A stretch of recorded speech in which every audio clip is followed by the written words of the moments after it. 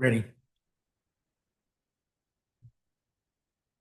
So today is 6 p.m. and notice is hereby given that the above call meeting of the governing body of the city of Balcones Heights, Texas will be held on Thursday, July 17th, 2025 at 6 p.m.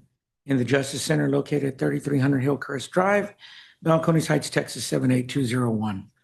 To consider and act upon any lawful subject which may come before said meeting, including among others, the following items to be discussed and acted upon. We're going to have call to order and recording of a quorum. We have a quorum. And just for the record, Mr. Hernandez is out through family medical needs. Councilman Hernandez.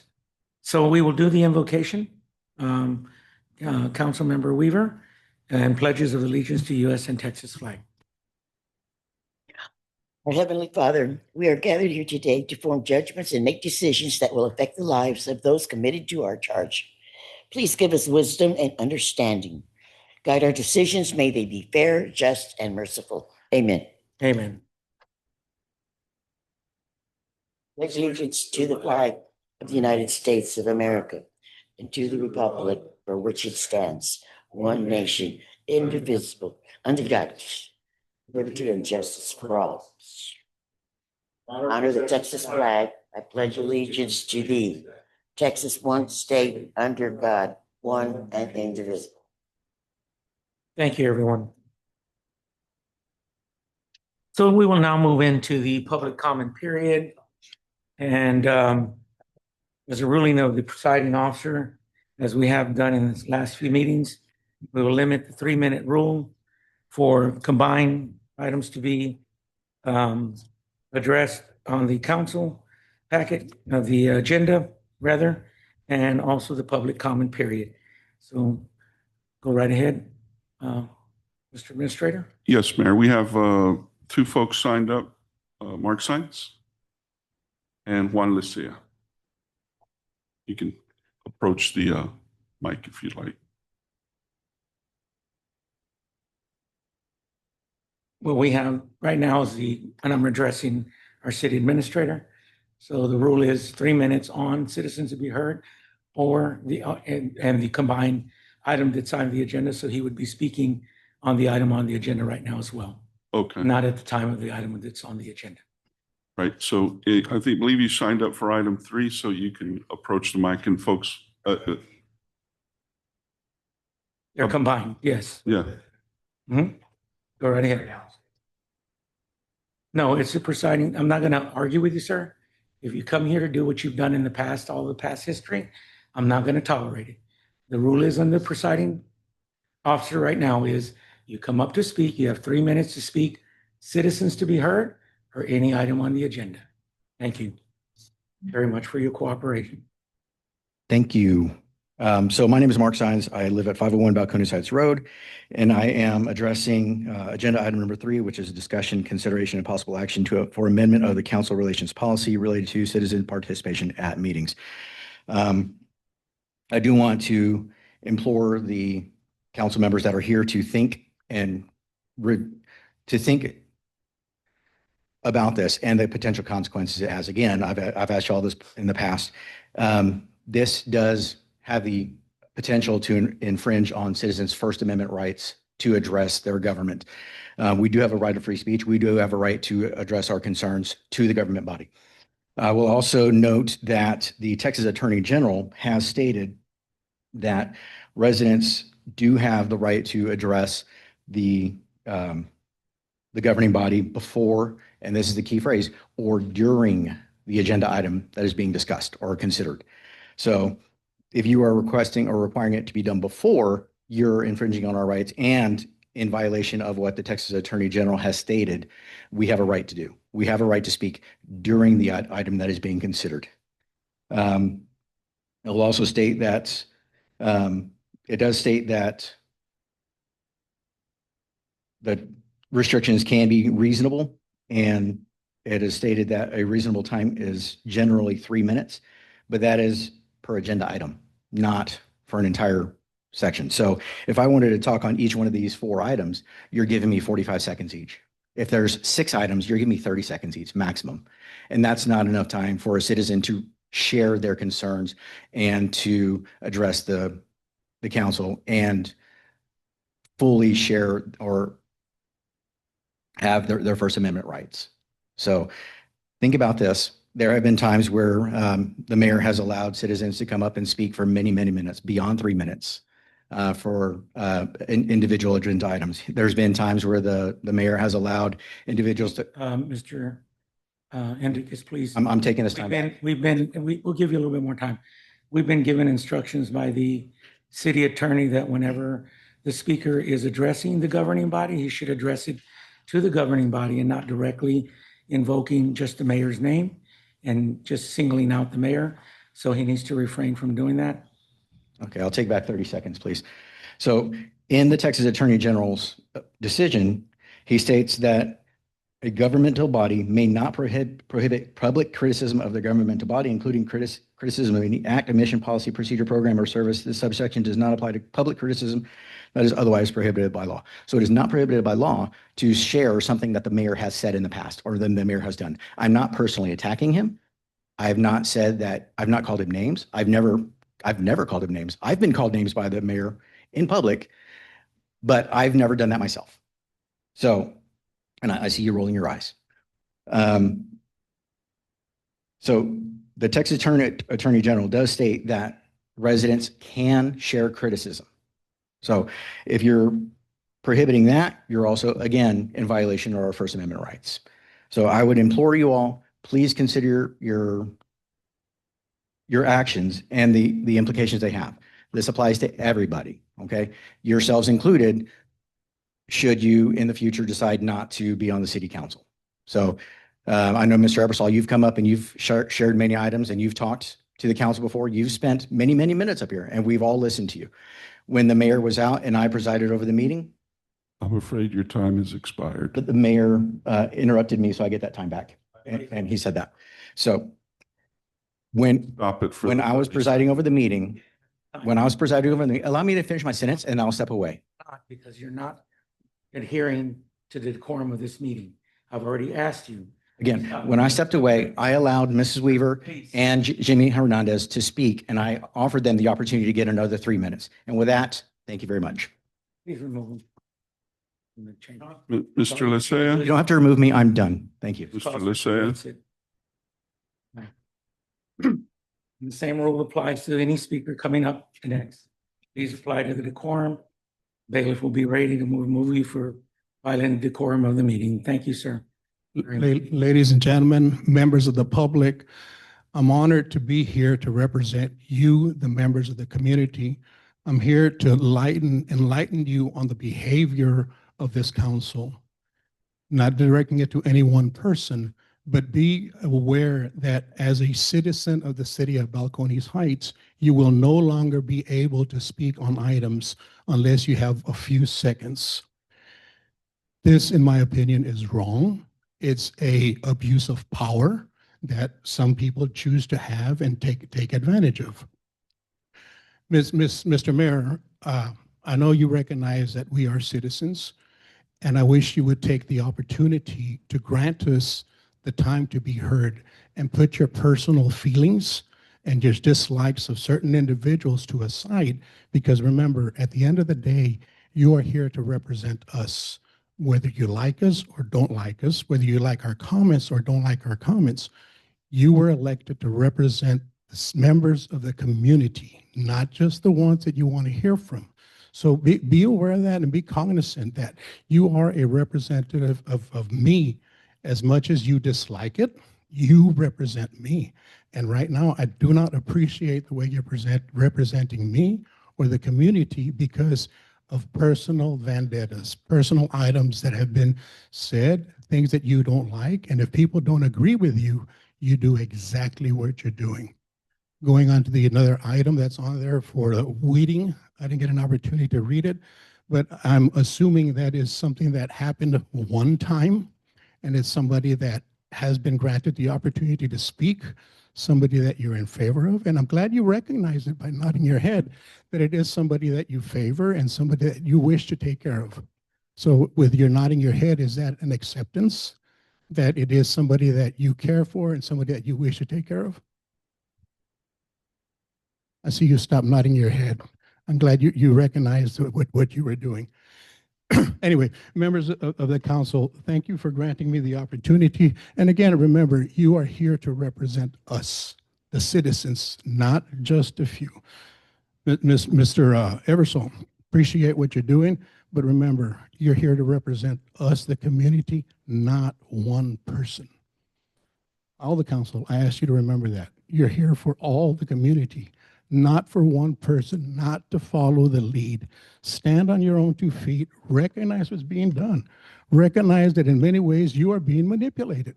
And as much as you don't like it, you are. Ms. Weaver, I appreciate you looking away, but that is what it is. Recognize it. Thank you. I appreciate your opportunity to let me speak.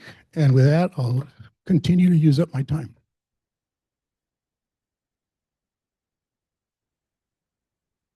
Thank you very much.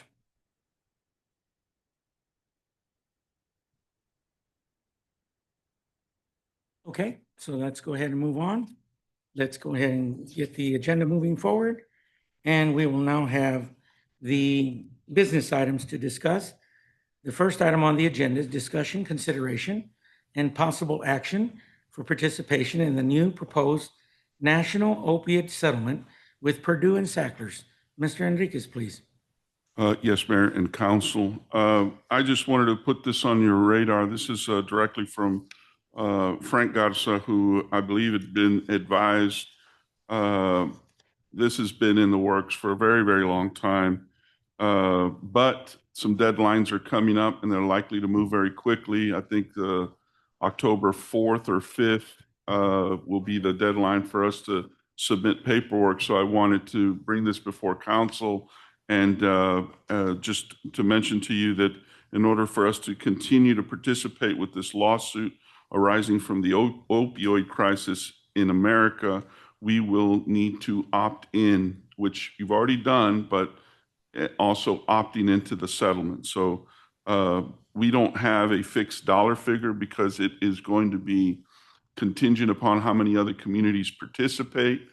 There's some information in your packet about sort of how the settlement works. And I'm sorry, I think I said October 4th. The date is October 8th of 2025. So we're working with our counsel, Frank Garza, on this. And I just wanted to put this on your agenda so that if it's necessary for us to complete some forms and submit those, that we would have your authority to continue and settle the in accordance with the settlement agreement without necessarily having to go back to council. Okay. Do we have any discussion from council who would like to be recognized? Mr. Burton. Is there a cost involved in us joining this? No, you've already joined a while back. And it's part of the class action of a list of many different communities. At this point, it's to the point where it's going to get settled. And it's just, if you agree to the settlement, then you just simply submit the form and they calculate how many communities participated and figure out what that dollar value is. And this doesn't hinder the fire department from getting Narcan or anything like that? And in fact, I think it probably, you sit in a very good position there because our understanding is that as part of the settlement is that you'll have to document that you actually used some of these monies towards that. The use of Narcan, of course, is an important part of that. And, you know, I'm sure there'll be some documentation that has to be provided. And so this just sort of expedites that process to be able to request those monies as part of the settlement. And Chief had mentioned that as well, that they had spent money on that. And so that we think that some of those monies might be recoupable. Okay. And we have used Narcan. We have used Narcan for how many times would you think? If you just ballpark it. Wow. Okay. No, that's all I have. Sometimes it's not the same time. Right. Multiple occasions. Thank you, Councilman Burton. Thank Any other questions, inquiries? Okay, let's go ahead and have a vote on it. I make a motion to approve Okay, the Councilman Burton has made a motion to approve. participating on. in the, Go ahead. Second. Go ahead and finish your. go ahead. I make a motion to approve participating in the opioid Settlement. settlement. I second the motion. Okay, we have a second from Councilmember Weaver. So let's call the vote. Ms. Weaver? Mr. All right. I don't know why I had a brain freeze. And Mr. Sellers? Aye. Mr. Burton? Aye. Turn Okay. your mic on. Motion carries 4-0 with the missing of Mr. Jimmy Hernandez. Okay. Item number 2, discussion, consideration, and possible action for the prohibition of flame weeding devices in Balcones Heights. Councilman Burton, this is your item on the agenda. Okay.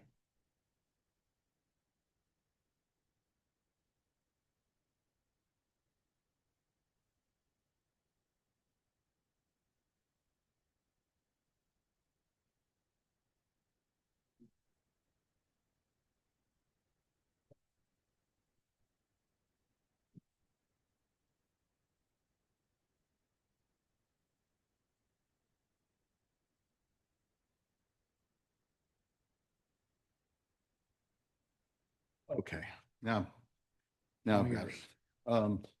This was in reference to a complaint from a citizen where there was a propane burning device weed eating the neighbor, and at this particular point in time, it was near the vehicle. And so we have a burn ban here that Miguel Valverde helped put together, and I thought this would be a good addition to it. We've got a lot of people with the wooden privacy fences, and you know you can definitely affect your neighbor's property if the fire gets out of hand. And there are stipulations in here for professionals like Balcones Heights Fire Department, professional services, county services, pest control, licensed pest control operators. And I think Frank got the verbiage on this for us. Yeah, the exceptions are listed in section 3. Licensed pest control operators, municipal personnel using flame-based tools as part of an approved or permitted activity. 2 is controlled burns, obviously by the fire chief, conducted in accordance with applicable state and local fire codes. And then, of course, emergency fire mitigation activities authorized by the city or BEAR. And I think it just stands on its own merit. And with that, I'll leave it to you. Okay. Any discussion by the council members regarding this ordinance? Any concern? Any questions what it's about? Councilman Burton can elaborate for you. No, I It's agree with pretty him. I clear. mean, we can't even burn limbs. You know, our trees come down and, you know, you can't put a pile and just burn it in your backyard. We have never been able to do that. And so it's almost the same thing as getting the container and flamethrowing your weeds. I mean, a dog could run by, you could turn around and burn somebody who's standing next to you. I mean, there's just too many flaws with this one. I'd rather just not have it at all and just let the professionals take care of it. Okay. Mr. Ebersol, you have any concerns? Mr. Sellers? Okay, so having no other concerns and the discussion's been held, let's go ahead and entertain a motion to adopt this particular, I motion to adopt it. okay? Second. We have a sec by Ms. Weaver. Mr. Burton seconds. Let's go ahead and call the vote. Mr. Burton? Aye. Mr. Sellers? Aye. Mr. Ebersol? Aye. Ms. Weaver? Okay, the motion carries 4-0 with Mr. Jimmy Hernandez absent for medical purposes. Let's go on to item number 3. So the motion carries, no nays. Item number 3, discussion, consideration, possible action for the amendment of the council relations policy related to citizen participation at meetings. Anyone want to discuss this? Not sure, but, The notes from, this, so Councilman, this is in reference to Frank Garza, city attorney, drafting language that would limit citizen participation to the 3 minutes. And most of the changes appear on pages 17 and 18 of the council relations policy. And this has been, I think it'd been requested By the council. several months ago, or at least a month or two ago, and it just had not made it onto the agenda. So if I may elaborate to help counsel a little bit, this is something you adopt, yes. This is something you adopted about 4 meetings ago. And the reasoning behind it was because certain individuals were abusing the time limits for the citizens to be heard. And they were loading up every single question on the items to be discussed in the agenda. And we were spending vast amount of times getting out of here very late. So we had a discussion, if y'all remember, those past 4 meetings. You voted to instruct Frank to find the legal language to be able to prevent that from occurring, but still giving the citizen the ample amount of time to present their items. But so we would be able to flow through the council meetings quickly. And so, when y'all voted to do that, you voted to give him instructions to find you and give you the proper legal language to be able to do that. And he did. But what happened is because of the absences of Ms. Merlo, some other things, we weren't able to get it on the agenda to be voted on. Basically to vote what you had voted to enact. And so this is what we're doing right now. It's a very simple act of adopting what you instructed your attorney to do. He provided you the language back then, and we're just going through the motions of adopting it. So every citizen will have the opportunity, like these citizens have come up before the council earlier.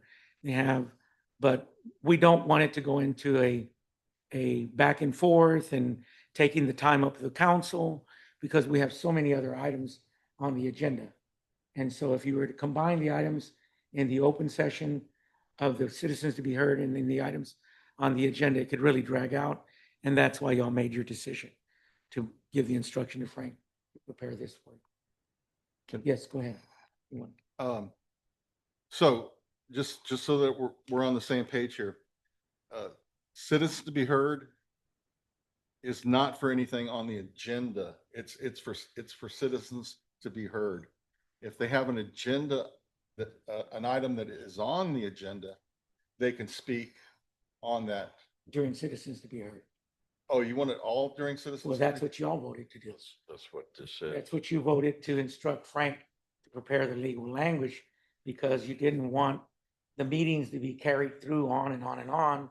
Because remember, in the last meetings, certain city citizens placed every item on the agenda, on the items that were on the agenda, in addition to the citizens to be heard.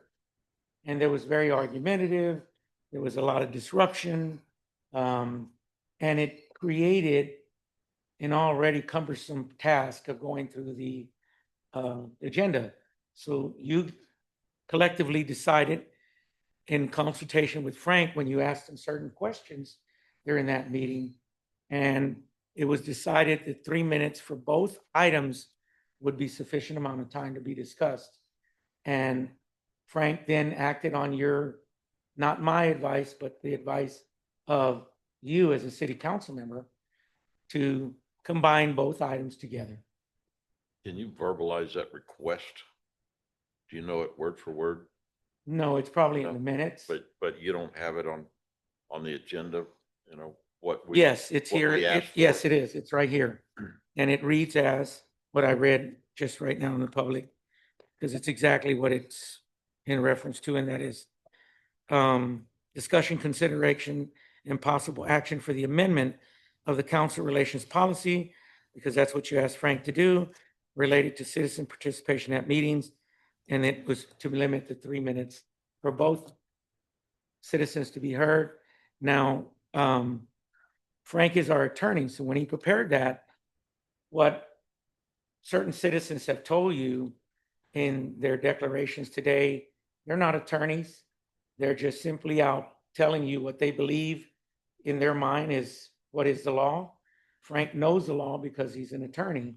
So you instructed him as a governing body, and he replied with what y'all instructed him to do. Mayor, my question was, if you could refresh the new councilman on what that request was, word for word, verbatim. Well, I don't have it, sir. You don't have it. Yeah. So I mean, I'm going to recommend that we do some research on this until we do have it. Well, the research has been done. That's why your own attorney has billed us for this work that he's done. So this was not something that I gave him to do. This was you, and you were here, if I'm not mistaken. You voted, But the and new everybody else council voted. members were not here at that time. What's that? The new council. Oh, yeah, members they were not here. at that We were time. here. They were here. Yeah. Everybody was here. The council was seated. But you and sworn in. can't, This just happened. you can't refresh our minds what we asked for Um, and the date. of What the happened meeting. what happened at one of the meetings that I attended was that 5 people came up and they had their name on every agenda and they had their name on every one, and they all said the same thing. And that took up our time. We didn't get out of here till almost 11. And I mean, I understand that they want to express their feelings, and they can, and we're not telling them not to. But Molly. it's like they hold seem on, to let her finish. they seem to instigate it and get it all together, and like everybody's going to say the same thing. We're going to shoot them down. And I didn't take it personally, but it just took up my time to hear them say the same thing over and again and ridicule the person or complain about the person. And it wasn't the council, it was a person that they were attacking. And I mean, that's ridiculous. You can't be like that.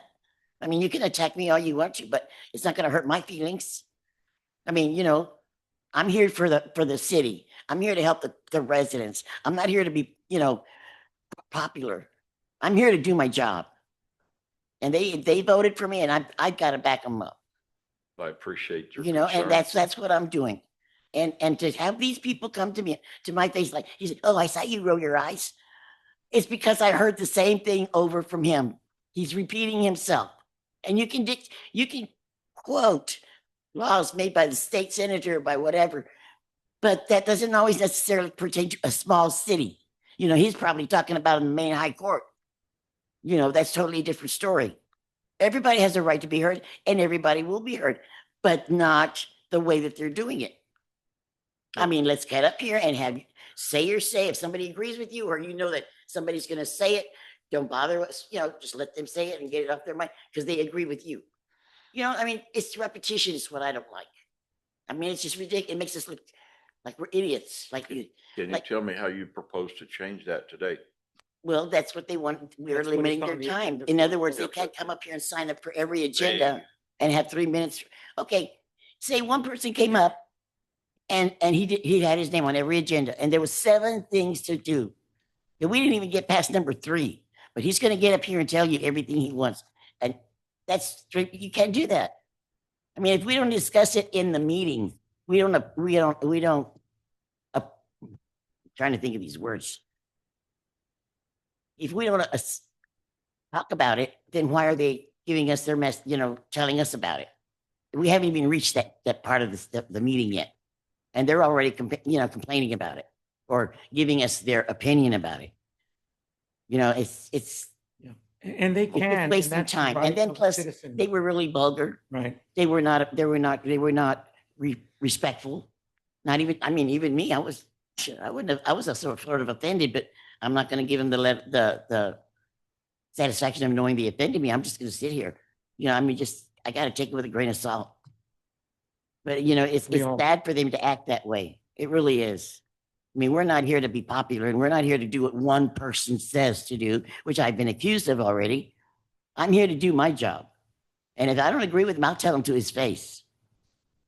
So, all these people, all this stuff that's been going around, it's just got to stop. And we just got to get on the ball and get our work Right. done. Take care of this city.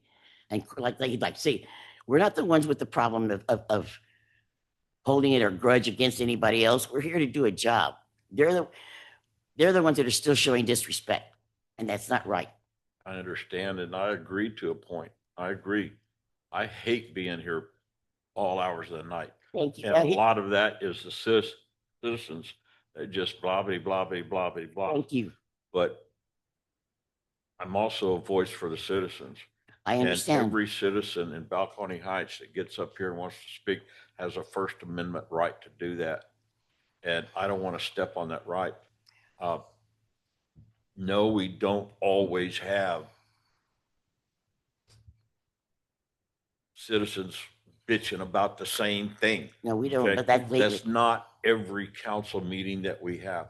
Right. Occasionally, we're going to have a lot of upset citizens that want to get up and address their grievances True. to the government, which is their First Amendment right to do. Exactly. I do not want to step on that.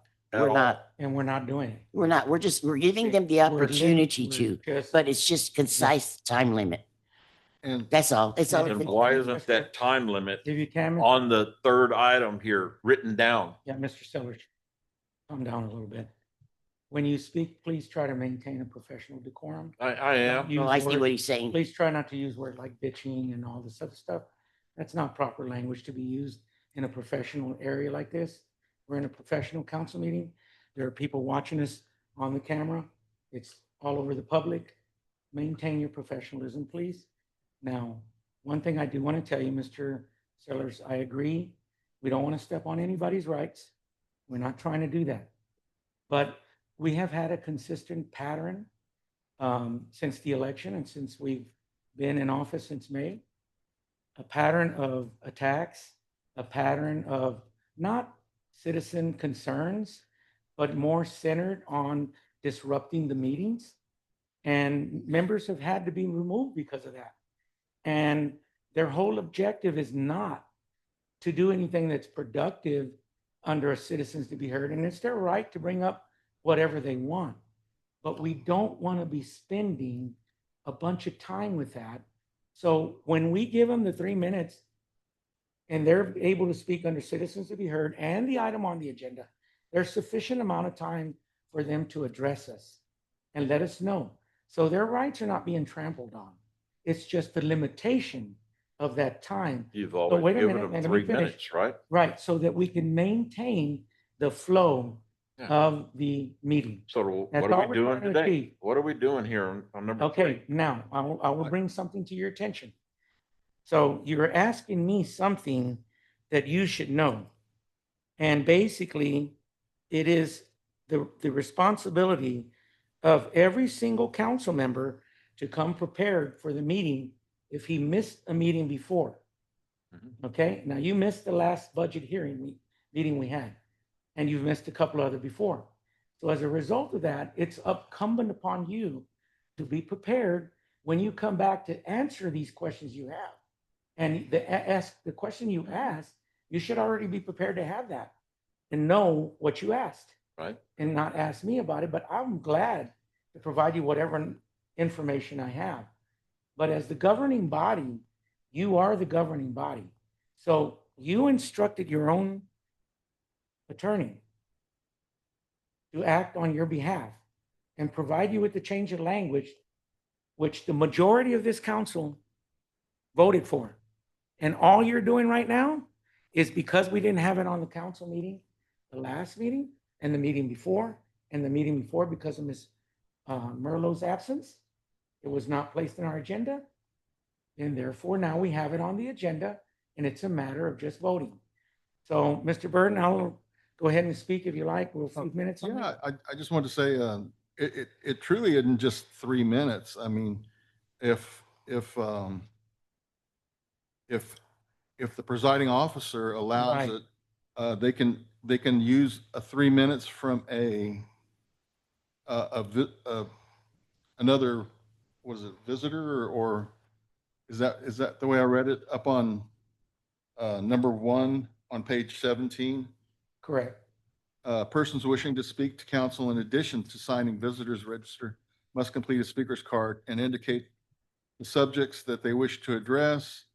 One who wishes to address a subject not on the agenda will have the opportunity to speak during citizens' comments agenda Right, at the beginning of the meeting. A speaker who wishes to address an agenda or several agenda items will be invited to speak when the first agenda item comes up for discussion, will be required to speak on all agenda items at the same time. And it says it's limited to 3 minutes. However, a citizen may be given the time of another citizen who fills out a speaker's card. So they can actually stack. right, They can have 6 minutes at that point. right.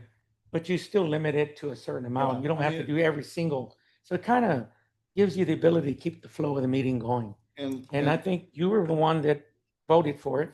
Yeah. And so to limit it to 3 minutes, and I think we're giving them enough time. And then I obviously, as chair, Mr. Pro Tem, I have the authority to give them more minutes, and the council can too. So And, they you have know, the liberty to get that. we've had instances where, and I'm not going to name names, but, council members got upset because the meeting's too long and they go, wow, I'm not going to do this. And I'm walking out. Right, So this kind of addresses that, It's just Yeah. structure. We need structure. We can't just come up here and then every day not know what's going to happen. So we get some kind of a structure. And I think that 3 minutes for the citizen to do their grievance, but if they have a specific agenda, or even if it's 2 or 3 agendas, they should be given an extra 3 minutes we for can. whatever they want Yeah. on all the But if it's agendas. the personal attacking and, Yeah, all but this other, it's gotta then it's be all different. at one time. I Right. mean, it'll be 6 minutes at the max, Okay. is that they can be up there. And that I think is plenty of time so for then somebody to voice their opinion on their personal problems and then to voice their opinion on the agenda problems. Okay. I'm Well, sure. while, Sir. yeah, no, it's no worries. I just want, since our attorney Frank couldn't be here, I think that any governing body has the ability to make time, place, and manner restrictions on free speech. And so what they can't do is just impede it altogether, right? So the idea is, it seems reasonable, and obviously Frank is not just your city attorney, but for multiple communities, that Frank wouldn't propose something that wouldn't pass constitutional muster. Correct. So I'm sure he's given this a great deal of thought, and has tried to be responsive to what the original request was.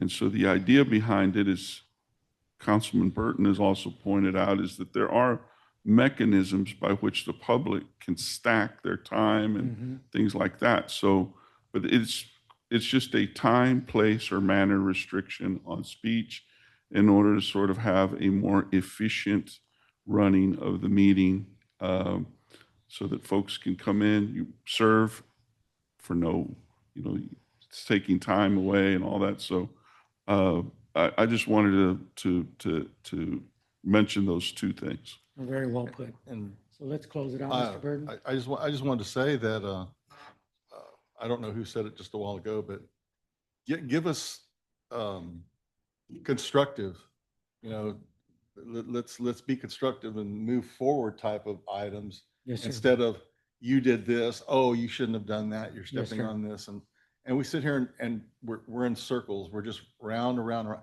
I don't want to step on anybody's right. I don't want to throttle anybody's conversation. But there are limits to how much you can take. And when they start, you did this and you did that, and I'm not using your name in a negative way. I'm just saying you did, Yes, sir. well, yes, you are. So it just, if there's 10 items on an agenda and they want to speak on each of those 10 items, that's 30 minutes. It's a long time. That's Yeah, that's just 5 one feet. person. That's just Yeah, one person. Correct. Good point. So That's why Very we have well to put. limit it, but they can still talk about it. Right, Okay. And they can still let us know what's going on. right. So we're not telling them they can't. We're just having to structure it a little bit. and they can get somebody to give them another 3 minutes, or presiding officer could even do that, Or or even the Absolutely. mayor can do that. I mean, if it's a legitimate reason, if it's not just no fingerprint finger pointing. I don't like the finger pointing technique Right. that's used. I just want them to come up and tell us what they feel. And that's just what that's what we want them to do. We want them to express themselves. Did you want to- With that, I'd like to make a motion to approve. Okay, we can still discuss, Mr. Eversol. So I'm Jack has just- made a motion. Let's get a second real quick, just to follow procedure. Do we have a second? Okay, now we can discuss, Mr. Eversol. Well, I guess the real question for me is how much is too much and how, I mean, if I mean, I've been watching the council meetings for a while, and if we're only gonna get up and criticize people and say how we're not doing things right, I don't think that's acceptable behavior in any public office. I think if someone has a legitimate complaint or on a specific topic about policy or procedure, like if, just like the fire thing, I don't want a fire extinguisher, a fire on my yard. I should be able to get up and tell you about there should not be a fire there, and I don't think it's right. Right. Now, I don't think I need 3 minutes to tell you that, but at the end of the day, I mean, I think that's important. I mean, so I guess in some ways I got to pick and choose what is important. If I just want to complain and stack the deck on all the agenda, I think that's crap. And I think that needs to be more prohibited than anything else. If you don't have anything to offer about the city, like it's been said, if you don't have anything constructive to say about anything that's going on related to city business, I think that needs to go. I mean, if all we're gonna do is like, if I'm gonna fault find with someone else, I think that just needs to be, that, if you want to put somebody, you should pull the plug and then that person be just ejected, because this is not what that's about. Well, and just for clarifications real quick, hope that thought, Jack. And I'll close with this, is that Frank advises under the legislature that the rule has changed now. And citizens are allowed to criticize their government. That's their right. That's their constitutional right. My right, your right, everybody's right. You can criticize all you want about the governing body or the city itself. But to single someone out is what you shouldn't do, and that's not allowed. And that's what's been happening. And you saw it today, the way it occurred. So that needs to be prohibited because it's so much time consuming. It's not a personal thing. It's time consuming. So with your comment, we'll end right there, Mr. Burton. And we already have a vote on the I thing. want to know why. I'm It's- sorry, I have the He has Why the it's floor. personal I have the to you. Mr. Seller? I have the floor. I don't- And sometimes a comment can be complaining, and I get that, you know, my neighbors lighting off smoke bombs Right. or you know, doing something that, you know, you could consider, but it's at least informing us. But there's other avenues also, like they can call the city manager, and the city manager can give them the blessing and say, hey, let's put you in with code compliance here, and we'll take care of that. And we hold his feet to the fire. That's why we pay that gentleman over there, is to set the people up with Yes, sir. with the proper departments. And so, I mean, sometimes speaking is going to be complaining, and I accept that. Yeah. But when it starts, you know, the finger pointing and it's repetitive, just abuse of us up here, I don't like that. I get giggles in the audience. They laugh. They speak and Right. you know. So I just We get it, just Mr. think Burton. it's be constructive, and We get it. I Okay. turn the floor We'll to give David. just a little bit of time, Mr. Sellers, and we'll move No, on. I just think y'all are taking this personal. It should be every citizen's right to point out what we are doing to upset them, to upset the city. It's constructive criticism. It's just like you pointed out to me. I used a word you didn't like right No, it's here, just just not- now. It's not Okay. proper decorum. So if You a don't use those citizen will proper get words. up there and talk about me and what bad I did, I don't have a problem with that. But that's my And job. nobody should have a problem with that's my that. It's job. a First Amendment right. Yes, sir. I understand. I just want you to understand, that's why I'm the presiding officer. I control those things. And it's under my right, under my authority. And that's why I'm here. The mayor is the one that controls the meeting. He doesn't allow those type of outbursts to occur, and he calls to attention language that you use that is not acceptable in a professional setting that we're in. And this is why we must present ourselves in a very professional manner. We must dress professional. We must have personal hygiene and, attire when we come to these meetings, because we are a professional governing body and we must act as such. So thank you very much, Mr. Sellers. Your point is taken. So we have a vote. Ms. Weaver, let's go ahead and take the vote. You made the second to the motion, so let's call the vote.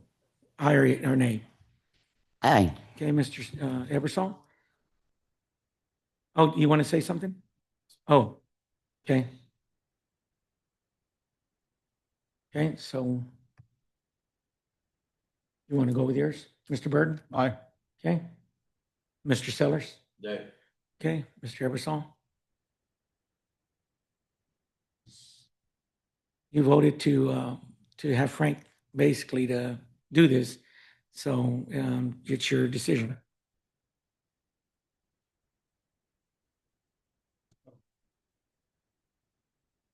I just don't know right now to make a decision. Well, you're not restricting their language, and you're not restricting anything just- other I know. than keeping it timely, like I think you mentioned to me and discussed with me, Mayor.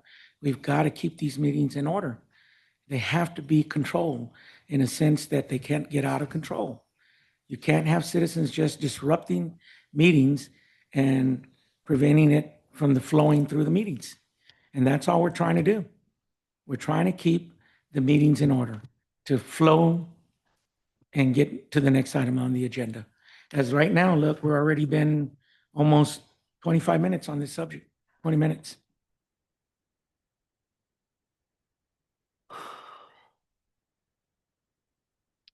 I just don't have an opinion right now on this particular item. I've been in his shoes. I've been mad at the guy who sits in the chair. I've not liked the way they behaved. I don't like their performance. I don't. And you've been able to express that when you were I have been able to in express. 3 minutes. We're able to express that professionally. Yes, professionally in 3 minutes. That's the difference, is that you wouldn't personally attack, you would just talk about the subject. And that's the difference.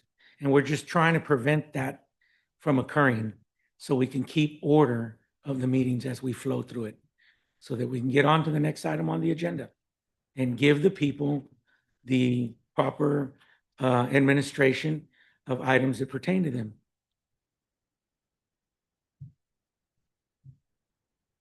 And remember, the presiding officer and the council have the authority to give them more time if we want. If we see that it's a legitimate question that they have, by all means. But if they're here just, abusing that citizens to be heard and items on the agenda, then they are now taking advantage of that particular right. And like Mr. Enriquez said, and that's why Frank looked at it, it's not against the law what we're doing. We're limiting it to keep the meeting going. Ms. Weaver? We're setting a base. We're not telling them no. We're just setting a base time to start with. And if we agree with them, we just let them talk. We'll give them more time because we agree with them. But if they're going to be here badgering and disrespecting, we also have the authority to cut them off. So Molly, if they want to attack the mayor, if they want to attack me, that's their First Amendment right. No, it's not. Yes, it is. Legislature is. It's their First they Amendment can- right. they It can- hurts his Okay, rear. Mayor, I think He wants to if stop. you should finish out the vote. let's go ahead and finish out the before- vote. because- Mr. Ebersol, could you provide with your vote, sir? Which way you want to go? Vote no, or you can refrain. You cannot be coaching another member. Mr. I think at this Mr. point in Sellers. time, I'd rather just Don't not be vote. coaching. Have you removed from your opinion. I'm just going to abstain from voting on this topic. Council that runs this, you preside, we run it. Let's, so Mayor, I believe it's, Please. Councilman Eversol's abstained from the vote. Okay, Mr. Ebersol abstained, so then the mayor will vote. And I vote in favor of the item. What Is do you- it 2-2, right? Is it Jack? Abstaining, Oh, please. he abstained? Yes. So it's 2-1, so we still pass it. correct? Wait a minute, You 'cause don't- Mr. Burton, It's not a tie. You need three votes. 1, 2, 3, 4. Abstention, you only have two. If, my understanding as well is if Mr. Eversol votes no, Let me look then at the it's a rules real tie, quick. and then you can vote. If Right. Mr. Eversol abstains, then it's 2-1 and it fails. Okay, so. And I could be wrong, Mayor. I mean, at I'm the end of the looking at day, the, that is your, Well, in lieu of a parliamentary procedure, or council, I'm gonna have to reflect back. Let's look it up very quickly, Mr. Enriquez, please. Under the abstain. Because I don't have the Robert's Rules of Order in front of me.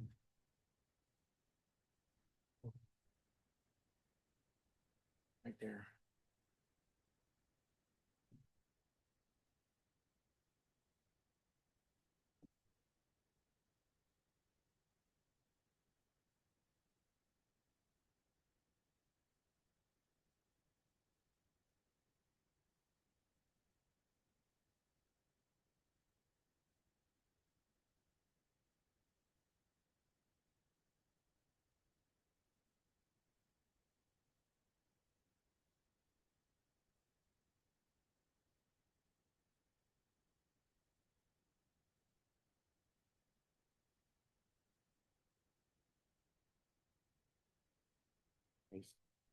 Just vote the way you want.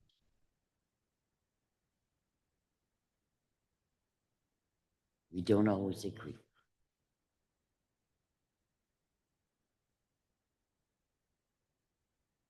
We respect you.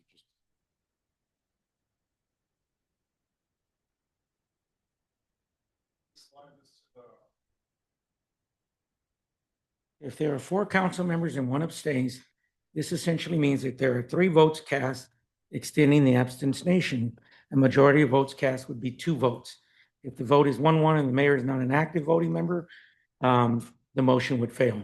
If the mayor is allowed to vote to break the ties by local rules, which is what we have, they could cast a vote to break the 1-1 tie. 1 as it stands. If Mr. Eversol votes no, then it's a tie, and then you can vote. Right. Not just reading what I just picked up right now here, so you can hear it. So then the motion is failed, correct? I mean, the motion passes to fail, to not adopt it.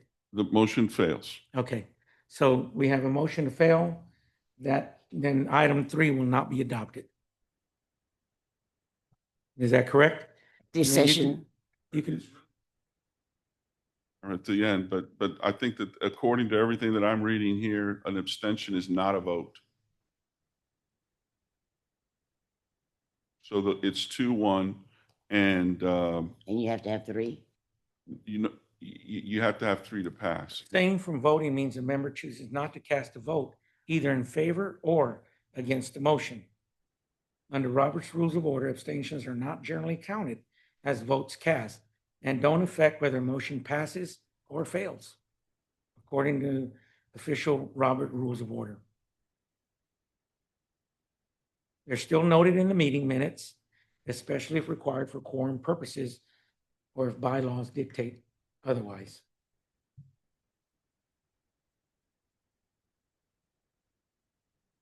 The mayor can only vote to break a tie or when a supermajority vote is required.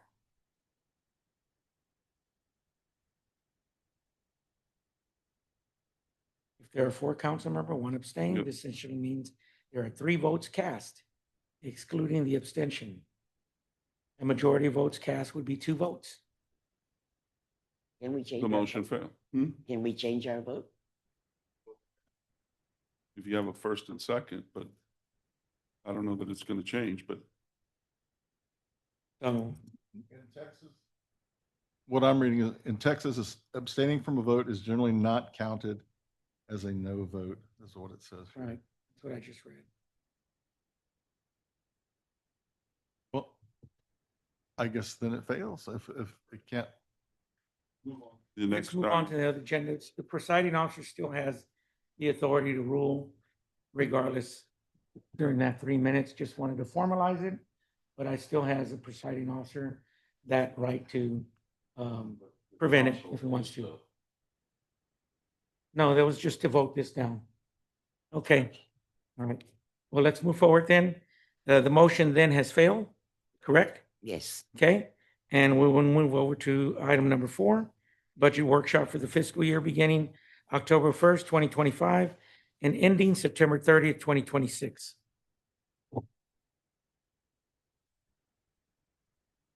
Sure. Sure. We'll take a quick 3-minute break, Max. Pause it. The time is 6:55. 6:59 PM. We're back from our small little break. Let's go ahead and move into the budget workshop. I'll read the item again. Budget workshop for the fiscal year beginning October 1st, 2025 and ending September 30th, 2026.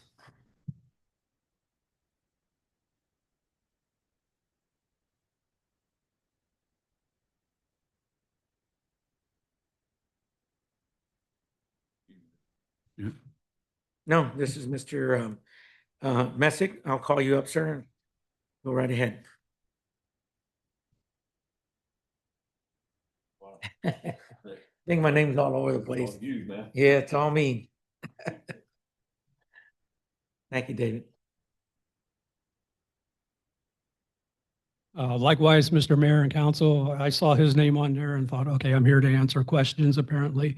And so that's pretty much, I do have some slides because we did get an idea kind of preliminarily of some of the questions, if you want to run through that. But if you just want to enter or ask your questions, it's at your purview.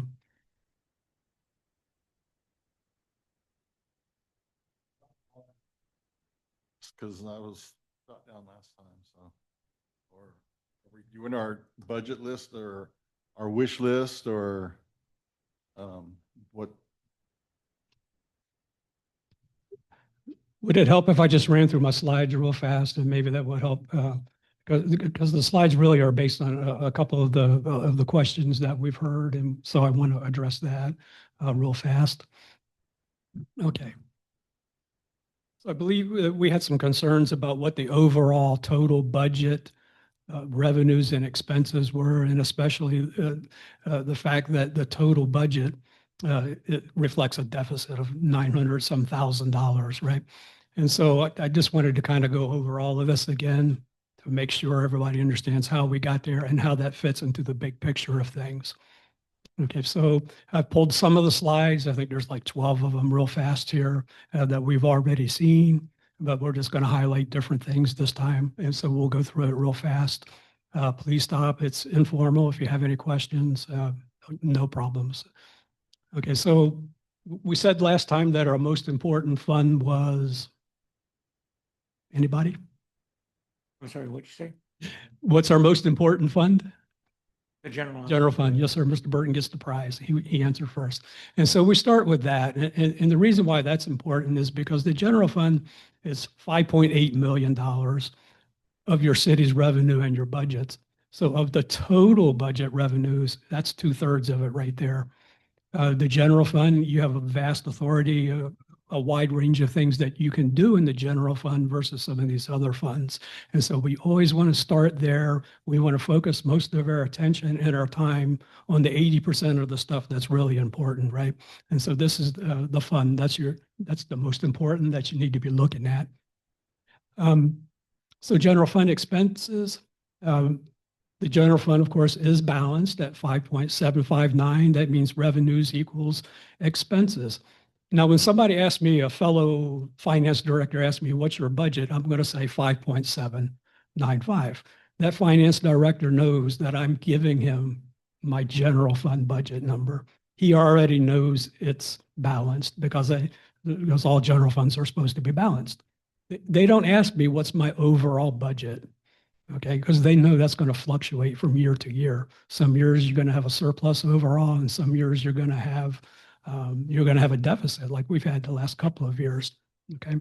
And so the biggest thing to know here, the most important thing that we need to know is that the general fund is balanced, and that's very important. And that's a very good sign, of course, going into the budget cycle. So, And we've maintained our 3 months of, yes, sir. And we reserves. do have our 3 months of reserve. I just kind of wanted to point that out because Yes, sir. we were running for office that, you know, the apocalypse was going to happen and we weren't going to be able to maintain the 3 months reserve. And I just wanted to point out, we do have a 3 month reserve. So that's a mini apocalypse, but yes, sir, we get into a mini one. Well, with the mall. Yeah.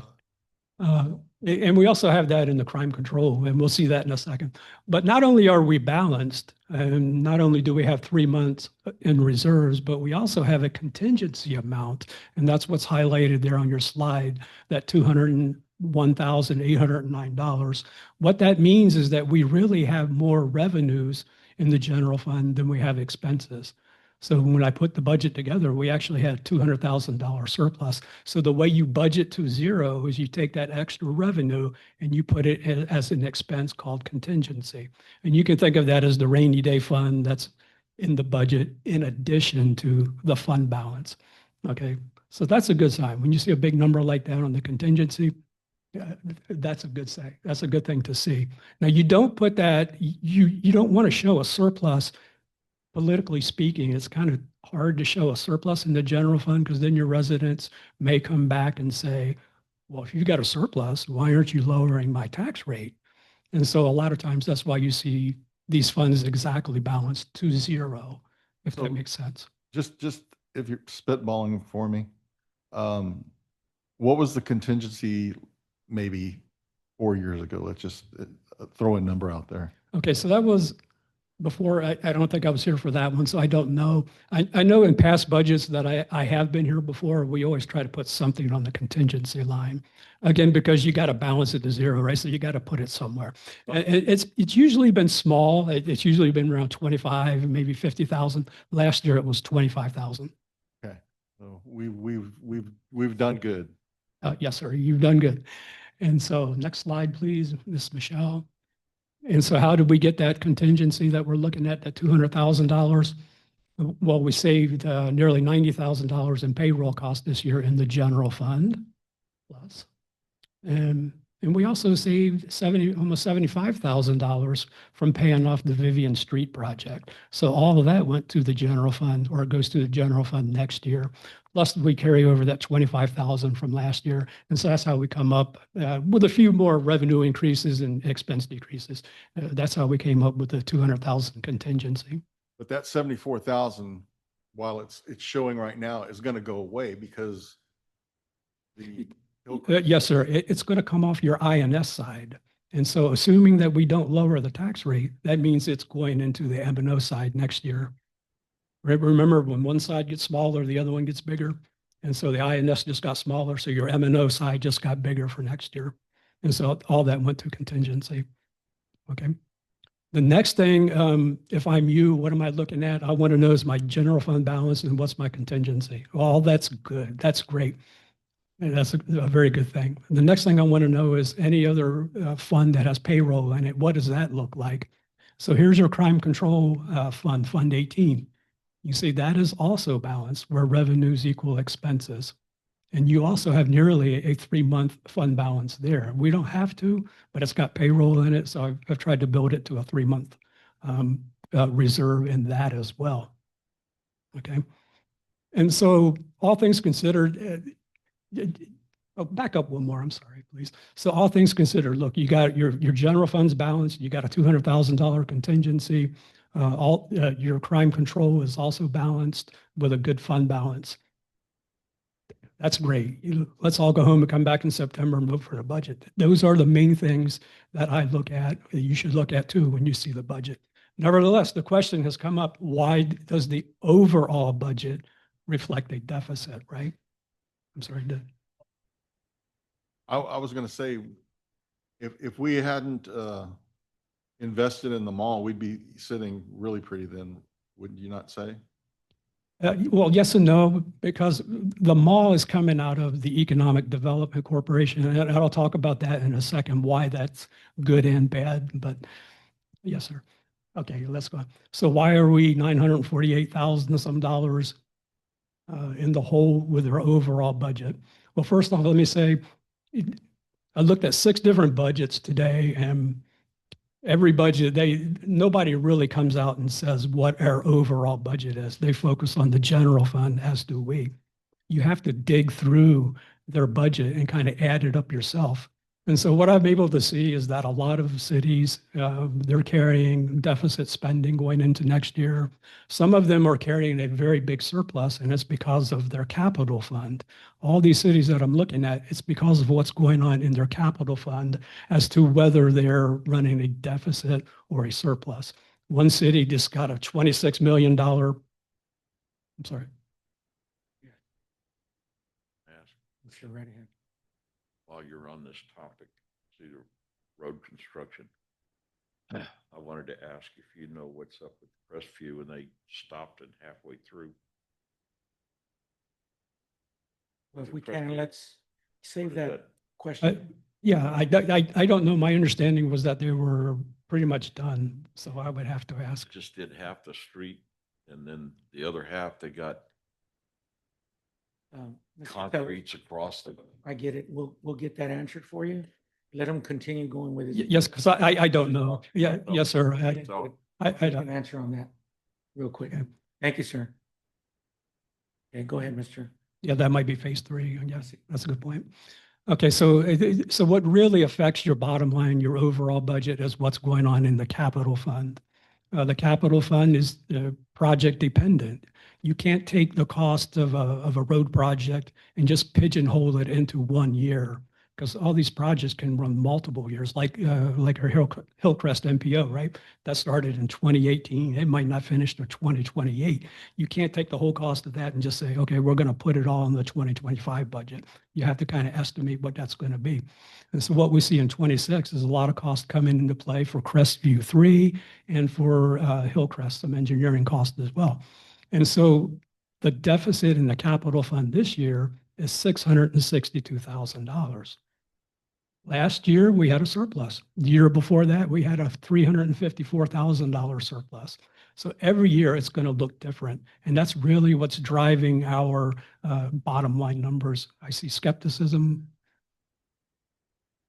Oh, okay. And so that's your biggest driver. That's 2/3 of your overall budget deficit, if you will. There's really nothing you can do about it because projects are going to happen when they happen. We can't say Crestview, no, we're going to hold off on Crestview 3 because we want a bottom line number. We want a balanced budget overall. You can't do that, right? It's going to run when it runs. And Crestview 3 will probably run over 2 fiscal years. All the expenses for it are shown in this year. And so that's probably not helping him much. But nevertheless, that's what our capital budget looks like. Okay. And so here's the big chunk of your deficit. 2/3 of it's right here. We're projecting 350,000 in revenue, a little over 1 million expenses. So there's your 662,000 deficit. That's the big chunk of the 900-some thousand.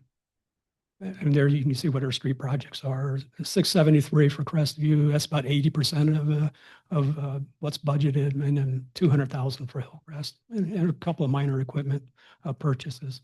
Any questions on that before I move on? I just want to make sure everybody understands what we're asking for in the capital fund, and that is 2 police vehicles, 20,000. Yes, sir. 20,000 for the fire station and for these 2 street projects. Yes, sir. To bring it up $300,000 in revenue.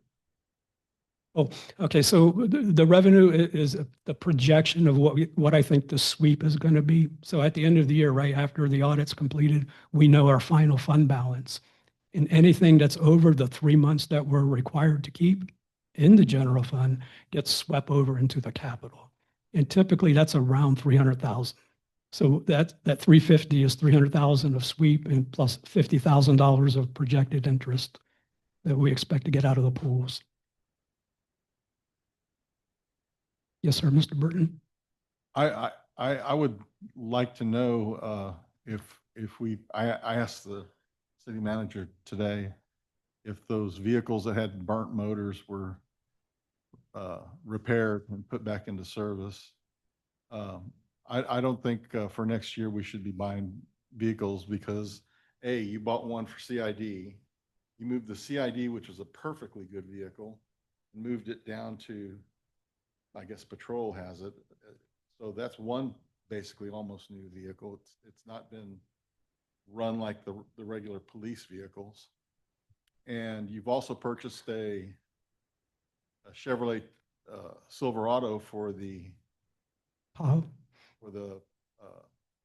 community developments or the maintenance. Oh, Silverado pickup truck? Yes, sir. Silverado pickup truck.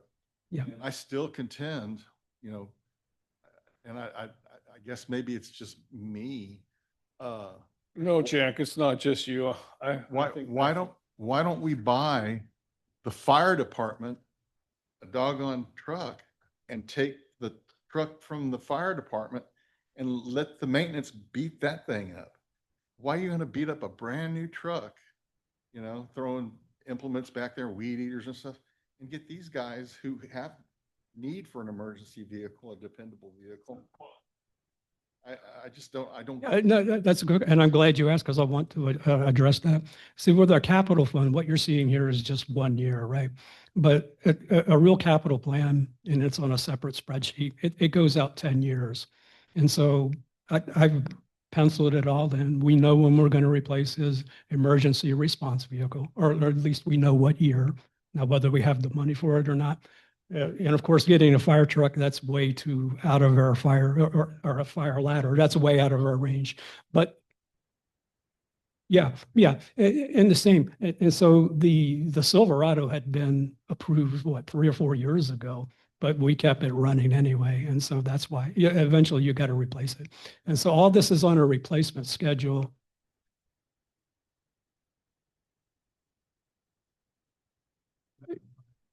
put that 120K in contingency, Sweep it into the contingency fund. Well, that is the contingency fund, Mr. Burton. That's where it goes in the capital fund. Yes, the capital fund is where the contingency from the general fund eventually goes. But with the police vehicles, we found over the years, because we used to do this in the past, you remember years ago where we would haggle for a new vehicle. And then we found out, hey, look, these things are shot, not because of the mileage that's on the odometer, but because of the engine hours, right? And you can, and I know there's an argument to be made there, why do we need to keep them idling? But that's a question for the cops. If we replace 2 new motors, Mhm. your theory behind idle hours is totally shot. You got Yep. 2 brand new motors Yeah. that have 0 idle hours on them. So we don't need to be buying two new vehicles. We've got vehicles that have brand new engines in them, 0 idle hours. So that's what I'm saying. You're just spending all our money is what I think. Fast as I can, sir. Yes, I sir. disagree with your. Fast as I Excuse can. me, Mr. Ebersol. If we can, counsel, Mr. Sellers. I know, we need to maintain decorum, sir. Please, Mr. Ebersol. From this point, we have to act professional in the meeting now. So I would ask that if you need to speak, so we can continue to keep decorum in the meeting, please ask the mayor to recognize you, to speak. I was trying to be a little lenient with you, a little bit, beginning of the meeting, other meetings, but I see that we're kind of getting out of context. So let's stay consistent. Ask the mayor to be recognized before you speak. Try not to make any remarks, any comments, any laughter, anything like that. Have respect for your fellow council member.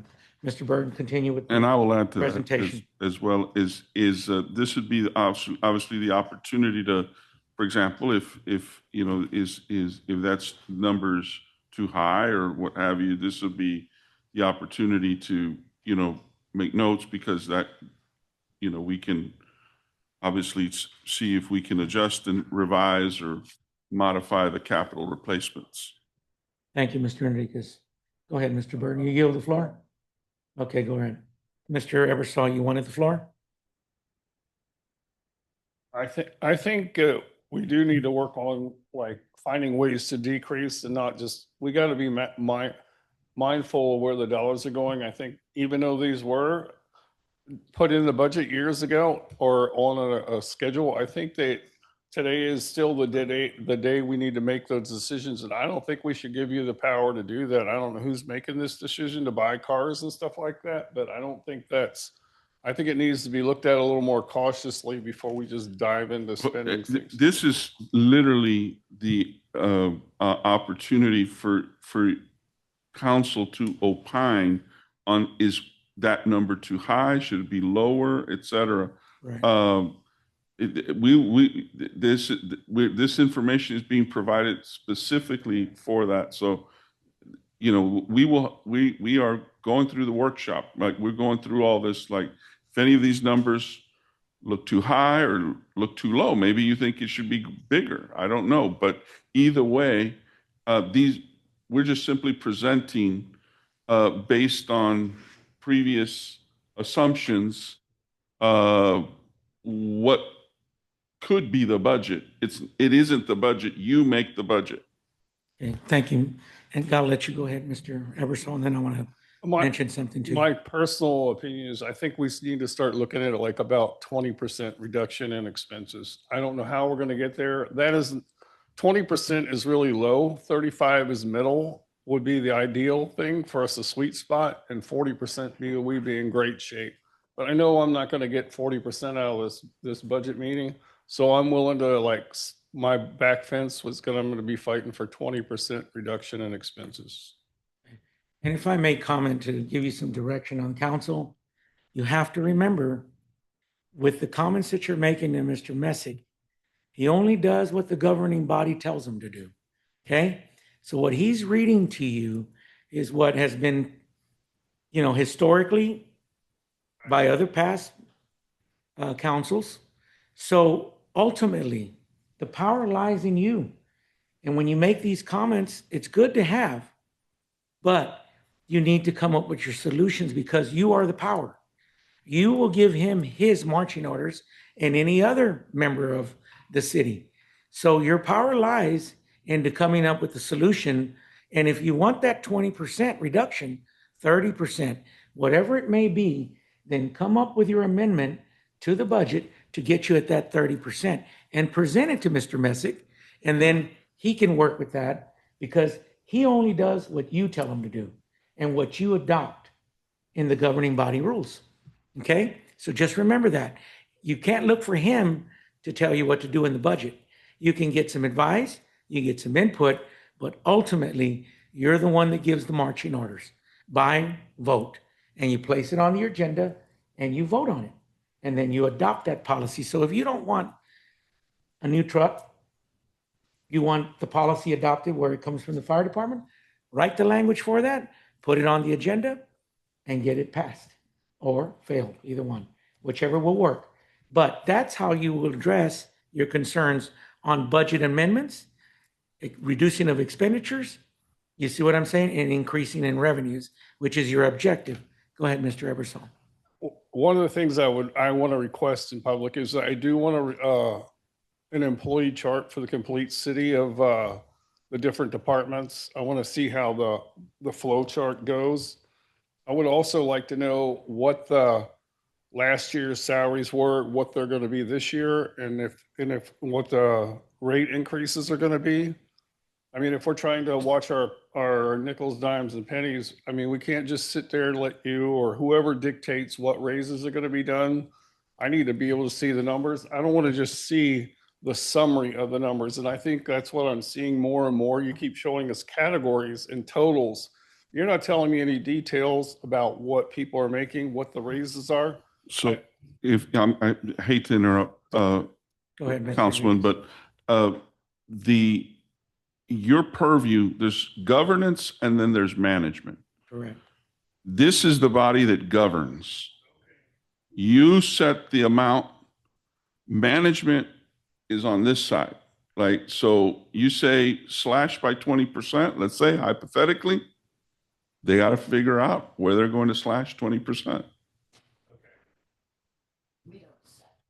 Right, because that would be impossible. Then you'd have to be brought up to, You're the I mean, policy. if you want an organizational chart, which is, I think, what Yeah, you it's in your policy requested. manual. I mean, we can It's in your- provide it's that, in your- but, He has it. but. We have it, all of us. In the budget. It's in the Yeah. budget. Mhm. And it's also in the stuff that they provided when you took office. But if you want a flow chart, I mean, that's a little different. I don't know what you mean by a flow chart. But remember what I said and Mr. Enriquez said, the power lies in you. You are the policymakers. So you want to change policy in any department, in amount of employees, vehicles, time, whatever it is, power lies within you. You make that rule. And you just have to ask the information to make that decision. Ms. Weaver? Yes, what I'm trying to figure out is this. We can say, reduce the budget, okay? Or say, reduce the budget in this department. Now, is it still our responsibility to tell them how? No, he knows exactly what to do from there. He has to make it work because you have offered a proposal. Well, you It see- comes before the council, Right. and now you officially vote on it. And once it's in favor of the vote of whatever measure that you've placed, he has to act on it. But see, you're saying a measure that I put in place. I Well, just let's don't, just say, you say, I want LED lights. We talked about that before. oh, yes. I want LED lights, okay? Okay, So I want you to find the money to make that happen. And you give them a mandate. You place it on the agenda, want LED lights, so and so and so. You adopt it. Now he has to find the money for that. See? he has to find the money, but I have to tell him how much. Not necessarily, because that will be his job to come Okay. back to you again and say, now this is going to cost So you. this is excuse me, Mayor, I'm sorry. Yeah. It's okay. It's an iterative process, Right. right? You see, So So- it would, this is, Right. it says you're spending too much on vehicles. Okay. How much do you want to spend? Right. You're the Half. policymaker. You can Okay. say Break how it in much. half. That Okay. means one car. I mean, it's all hypothetical. Right. Okay, that's that. That they do, these are all the machinations that go back and forth and back and forth. I mean, this is, this is productive. You Right. may, there may be, it's like, well, if you cut 20%, then that now means that maybe we can't be open every single day here. Maybe, Or we can't have. we have Money's to going eliminate some services, or you're going to have to raise, taxes, or who knows what, right? Right. But it's an iterative process that goes back and forth. Go ahead, Mr. Sellers. Do you yield the floor, Mr.? In Every response time, ma'am, Ms. to, Weaver. Done. Okay, go ahead, Mr. Sellers. in response to Molly, I have brought before this council in my last year on 3 different occasions, the condition that the park is in. It's the restrooms, the trees, it's pathetic. What has never happened was that I have never put on the agenda Let's go. to find the money to do it. There you go. And that's what the mayor's trying to express to us. Good Now, example. I've complained about it 3 times, but never put it on the agenda. And that's what needs to be done. And that goes doing your And homework. why didn't you? Mr. See, I'm Earl, teasing. go ahead, sir. Because I'm learning too. I'm teasing All you have to you. do is say, Mayor, be ready. Today's the day we're gonna fix the park. Let's We're park gonna, today. we are gonna find the money and not overspend. Somehow, then like we're talking about, okay, you're gonna cut whatever it takes out of the budget to fix that park. Somebody is. So he'll do the research and then come back to you and let you know. And then if you Somebody's make- gonna but come up with remember, a money Mr. to fix Mr. that Everett, park. I want to see the. like you Councilman did- Everett, but remember, if you mandate him by vote, he has to do it. I know. So that's what then I'm that's the saying, difference so- between asking him to do research and providing him a mandate to do so. Well, we And can't so do you- a before mandate you yet. do that, you got to do your research and what budget are you looking at on drawing that money from? And then what other budget it's going to affect when you do that. You see what I'm saying? To see, make sure it's feasible, because you're dealing with, what did he tell you in the very beginning of the meeting? The general operating budget. And in there, there's subsections of every budget item in every department. So you will need to decide that if you, let's just say, take from Peter, where are you going to get the money to pay Paul? You see? And one affects the other because it's a whole budget, a general operating budget. Well, I thought that we were supposed to say like, okay, so I could just say cut 20% of the labor force. Well, but you Or- place it on the agenda for the next budget cycle. Or, May I answer him? Yes, go right ahead. The one thing that's missing on today's agenda is number 5, items to be put on the agenda. Okay, we don't have that here. So we're gonna have to wait for another council meeting that has items to be put on the agenda, and then you put it on the agenda. But it's a You want me budget to- process. Mr. Well, Enriquez, can you explain? the budget workshop That's works a it. little bit because these are all budgetary items. That's why it's a budget workshop. So, I'm making a list here, fix the park, right? Cut staff, cut motor vehicles, et cetera, right? Like what's happening with Crestview Street? All these are things that, we can go back and now say, okay, I can reach out to you individually or collectively and just simply say, this is, how much do you want to spend on the park? Right. Because at the end of the day, that's your purview. That falls under your authority. Mr. Eversole, go ahead. oh, okay, so if I come back, can we put that on the agenda to discuss the park That's, next? you're as a councilman, all you have next to do is meeting. call Mr. Enrique, tell him I'd like to have this item on the I agenda. would like to have this on the agenda next coming up, and then we talk about what we would like to get fixed on the park, and then we will assign you to find the money. Okay, Okay, what's your point of order? Oh, yes, let's go right ahead. Thank you, Mr. Bo- Well, thank you Uh, for Evers. thank you, Mr. Mayor, and for pointing out a couple of things. Number one, this is your all's budget. I'm presenting what the staff has presented to me, what I think their needs are. And so that's what I do up here. But ultimately, you pass the budget, you tell us what to do, and we make it happen. We have no dog in the fight, whatever you want. If I know that something's important, I'll let you know. That's my opinion. You can run with it or not. Okay. So getting back to the capital fund here, I will say, so a lot of, Mr. Eversole, so a lot of things from like community development, we got to replace lawnmowers, pickup trucks, all kinds of things. All those are pigeonholed into a year based on what you would consider a normal replacement cycle, right? But that doesn't mean it gets approved every year. And then even if it does get approved, it doesn't mean that we're going to buy it. This pickup truck is a great example.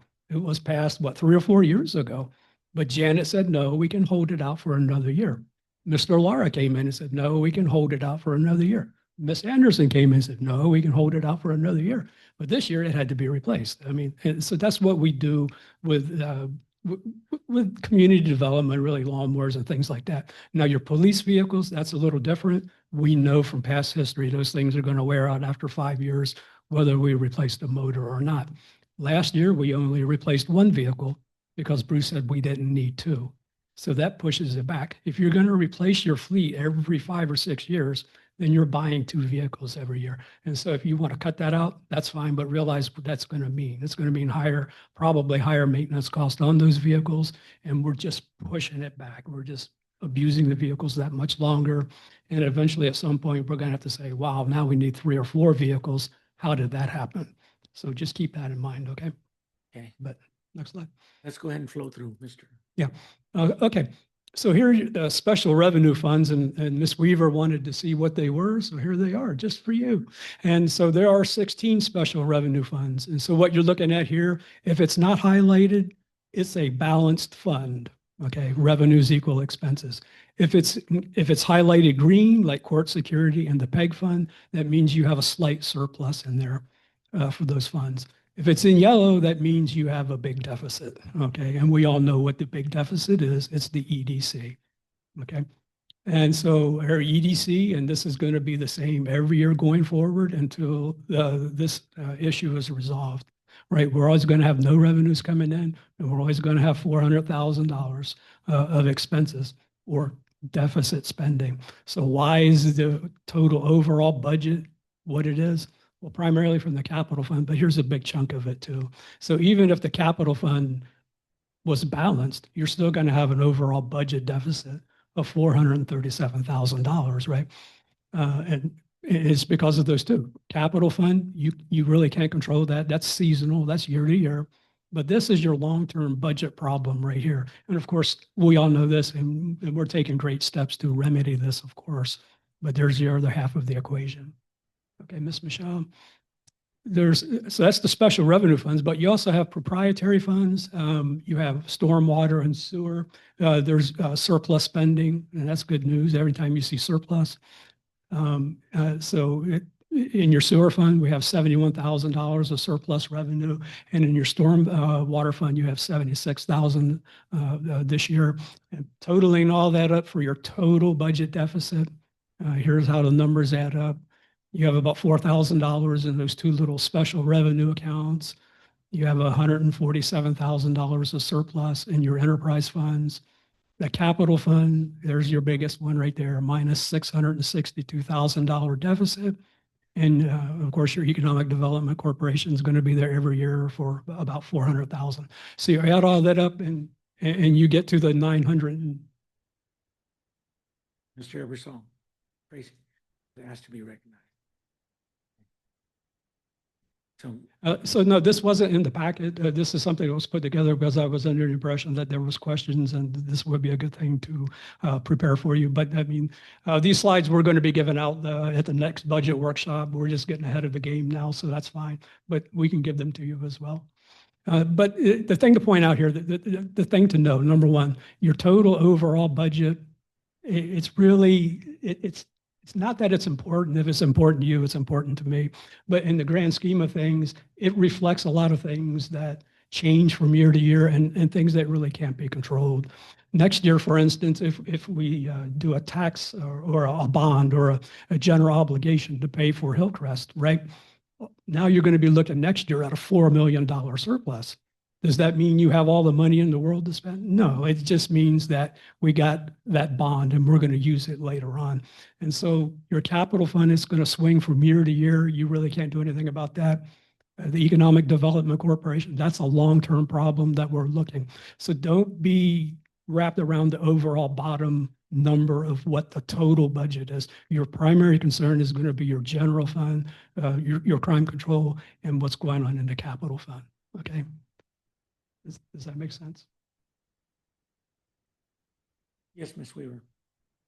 Where does the raises and the cost of living come from? Which budget does that come from?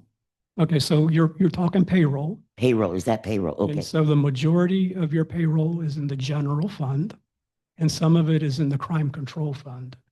So it's between those two funds where the majority of your payroll comes from. Okay, so it says the general fund is balanced, correct? Yes, ma'am.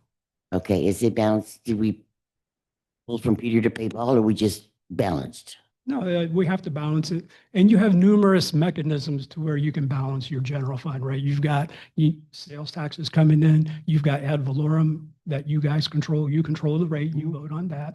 And like I said, this year, we just happen to have some other money that we could put in towards the general fund. But overall, your payroll costs have gone down. This is the second straight year that payroll costs have gone down. And that's because of a bunch of cuts that Mr. Perellis initiated, 2 or 3 years ago. And so we're still reaping the benefits of that. And so payroll costs have gone down. What's in the payroll this year? And I thought I had a slide. Actually, I was going to ask you about the policies. Do they automatically get a raise every year, or the cost of living is always done every year? Because where I work. Michelle, number 3, please. Can you go back? Go ahead, Ms. Weaver. Sorry, ma'am. Go ahead. Go ahead, Ms. Weaver. I'm sorry. I was just wondering, do they get a cost? Okay, you get evaluated every year. You just automatically give them a raise. No, ma'am. Okay, so the city has a step policy where if you get a favorable evaluation that on an annual basis, then you get the next step.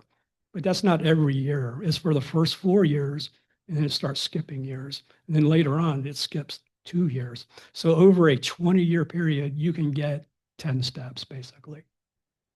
Okay, so it's not every year. The emphasis is on keeping the new people coming in, and the older people, they kind of get staggered out a little bit. I know, I'm an We're older trying to get people. new people. where I work. So I know it's sort of like you're frozen. I've been Yeah. frozen for 10 years. Okay. Yes, ma'am. And so we kind of freeze.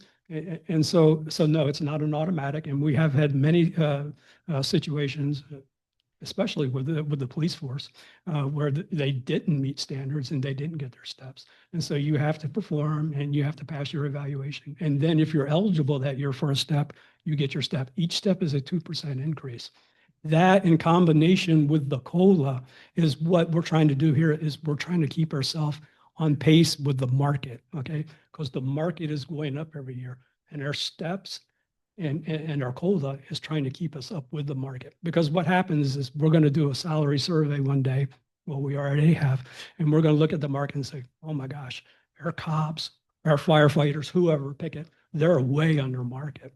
And so you try to adjust that as you can, as needed. If not, you're going to wait till 3 or 4 years down the road and wonder why you don't have anybody working here. And then you look at the salary survey and say, oh, okay, the market's up here and we're paying everybody down there. I understand. So your steps and your COLA are trying to keep pace with the market. Your COLA is not a salary increase, right? You understand that. That's just keeping up with inflation. That's just an adjustment for inflation. Who gets a COLA? By the collective bargaining agreement, all police have to get a COLA, and it's based on what Social Security approves in November. Their COLA goes into effect 1 January, not 1 October. And so we have to estimate now what that COLA is going to be. And so right now it's based on 2.4. That's the estimate. It'll probably be 2.2. It doesn't matter what you budget. If I budget 2.4, that doesn't mean we're giving them 2.4. If the COLA in November is 1.5, they get 1.5 and we save money, right? Okay. Traditionally, that doesn't mean you have to keep doing it that way, but traditionally, staff has always gotten the same COLA as the police officers. And it's every year. Yes, ma'am, every year, just like Okay, so Social we Security. don't get it every year. We It- get it when we can afford it. Well, for staff, yes, but That's what they tell us at work. You know, we can't afford it this year. You're not going to get a Correct. living raise. but not so with the cops. It's built into their collective bargaining agreement. Whatever the COLA is, they're going to get it. And it's for the city, for here, the city, not the police or the firemen, but for the city. No, we're Administration. we're not under any obligation for that. Okay. Just Mr. wondering. Avery, you yield the floor? You yield the floor? I'm finished. Thank you. Yes, thank you. Mr. Eversol? Well, how can we look at these numbers to see what they were for the, to have established a little history? And the way I understand it, the city employees and the COLA are not the same, right? But the way I understand it, it's like everybody folds into the COLA. If the COLA gets a raise, everybody in the city gets a raise. So again, a COLA is not a raise. It's Or So they the just- increase, okay? What I'm saying is, I don't have any history to make a decision. I don't know what the raises are gonna be for 2025. I don't know what they were for 2024, 23. I would like to have at least 3 years of information. well, we do have a little bit of a history here of what the total payroll was. Total, the- the, but it uh, doesn't show what the raises increases are. The increase last year was 2.3, and the year before that it was 3.2. Of what? 2.3 of, COLA, 2.3, 3.2, and year before that was 5. I don't because know it how was, to multiply 2.3 times COLA. Yeah. And again, Mr. Eversol, it's the purview of the governing body to make those changes. They're not in stone for the city employees. They are in the collective bargaining agreement. And that's what he was telling you. So you have the authority. You don't want to change that? You can change that. You, as a council, as a collective group governing body, you vote. If you don't want to have an increase in COLA, you don't have an increase in COLA. Regardless of what studies show, it's the purview of your decision as a council member. And again, you do that in the process of the adoption and placing it on the agenda. Yes, sir. Go. You still have the floor, Mr. Eversol. At this point, I don't think I have proper information to make a decision based on the information you're providing me. I think it's too obscure. Yeah, so it's more big picture at this point. That's what I'm saying. I And there will be think more attention on the it's salaries. like Providing information? Yeah, Yeah, that's coming. We Okay, good. do that every year and Good. that's coming. That's all he wants. But right now, our cost estimates are, we've got about a 10% built in for healthcare. It's coming in around 7, so there's a little savings there. We're estimating 2.4 COLA. If they were to give it today, it would be 2.2. It's trending downwards, so hopefully we can see a savings. Workers' comp decreased this year $24,000 over last year, and TMRS decreased 0.1%, and I think that saved us $2,000. But that's what we know. So the biggest thing we're waiting for really is the healthcare, and we're pretty sure it's going to be around a 7% increase instead of 10, but we won't finalize that until August. You still have the floor, sir. So if we agree that we need a 20% decrease, then it's their job to go figure that out, right? And you propose it and put it on the agenda and vote for it, Okay. okay? Everything's within your power as a governing body. Well, I don't feel like I have enough You set information policy. right now to make a 20%. Mr. Messick's gonna get you that information. But I would like Okay, to provide- anytime you want to stop by, that's for everybody. If you want, I love talking budget, so stop by and. yeah, please, please. But he can, if he doesn't have to stop by, just prepare it for him. Yep. Have it ready for him. Unless somebody else wants it, you can give it to the rest of the council as well. Okay, go ahead, Mr. Messick. That's my presentation on the slides. I know I've been informed there's more questions that you all have. I'll be glad to take them. Okay, so what I did, council, just as an example of how you would conduct yourself to provide the questions, I did my homework and I looked into the things that I am interested in and I put them down in writing for myself to be able to present them in a manner that I can discuss with Mr. Messick. And so, Mr. Messick, what I have is I just have some questions regarding what we just talked about, the salary freeze. Reverting to 2024 levels, would reverting all salaries to their for year 2024 levels, including eliminating the 2.4% COLA and step increases, would it generate substantial savings for the year end 2026? Could you quantify the potential reduction in payroll expenses so I can understand? Well, one part of the answer is a yes and no question here. Can we resort back to 2024 salaries? For staff, yes. For police, no. Okay, And what the exact number is, of course, I would have to research that. so would it generate, the answer would be, does it generate substantial savings in? It would generate savings. Now, what you consider substantial, we might differ on that, but it's a number that can be calculated. Do you have any idea more or less what kind of savings? Could you quantify? The second question is, can you quantify the potential reduction in payroll expenses? No, I would really not want to make a ballpark guess when I can do the calculation and give you an exact amount. Where I have an idea, Yeah. Yeah, no, I wouldn't wage you, no. You think you could work on that and maybe come back with me and maybe give me a response? Yeah, it's easy enough to calculate with the spreadsheet open, but That's just fine. eyeballing it, I don't want to. I'll send I don't you- want to get set the bar too high or too low Okay, here. So I'll send you an email. Yep. With that particular one question I have. And then number two, the other thing I had concern with is the elimination of the sick leave accrual. What would be the financial impact of eliminating or restructuring the city's sick leave policy? Are there any constraints or liabilities related to the accrued leave balances or employee contracts that we must evaluate before considering such a change? So let's take the first question. What would be the financial impact of eliminating or restructuring the city's sick leave policy? on your budget, absolutely none. Now you're talking long-term liabilities, stuff that you're going to see on your audit report.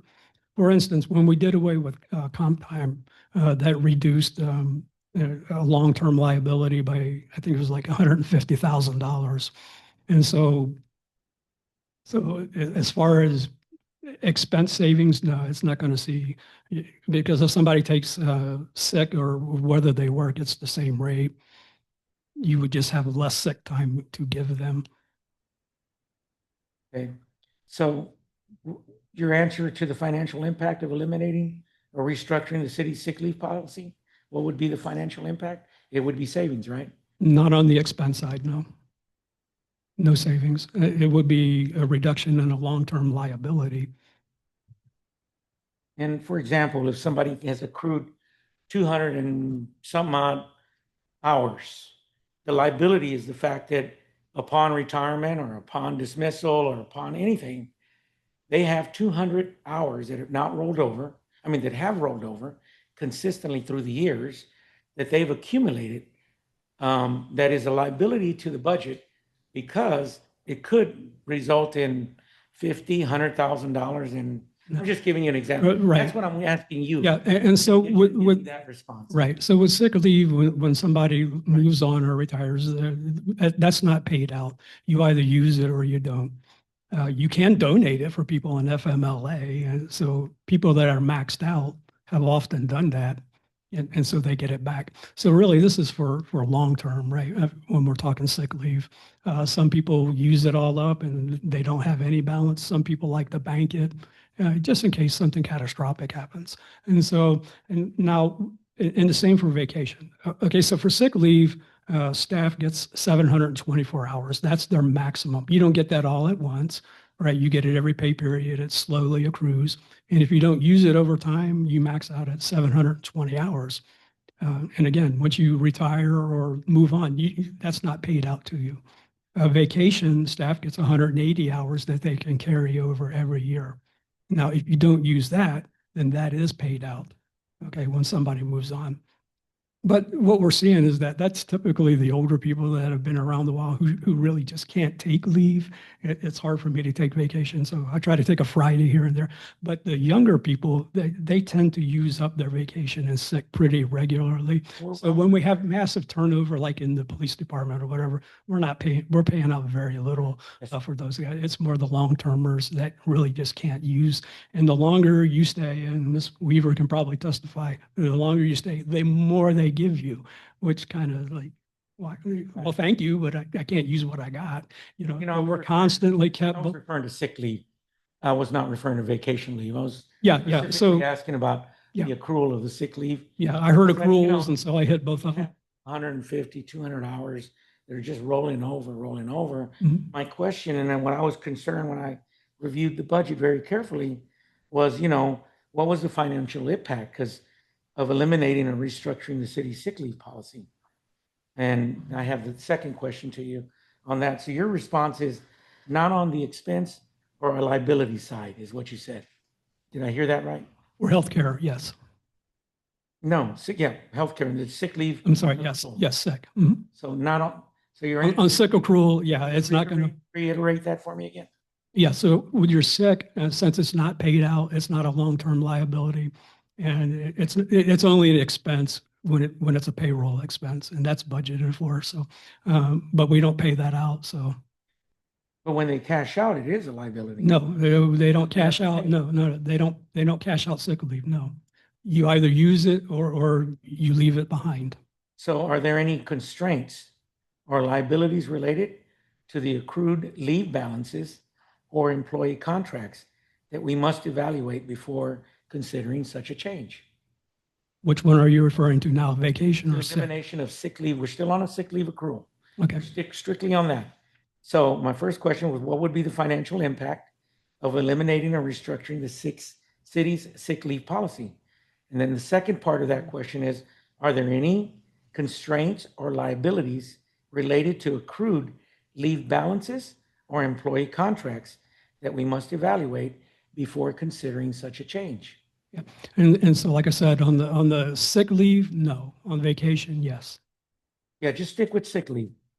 Sick leave, no. There's So there are no constraints, there's no long-term liability constraints accrued leave balances or employee contracts or expense accounts. that we must evaluate before considering such a change. Correct. Like the CBA doesn't dictate how many, it just says whatever the personnel policy is. Okay.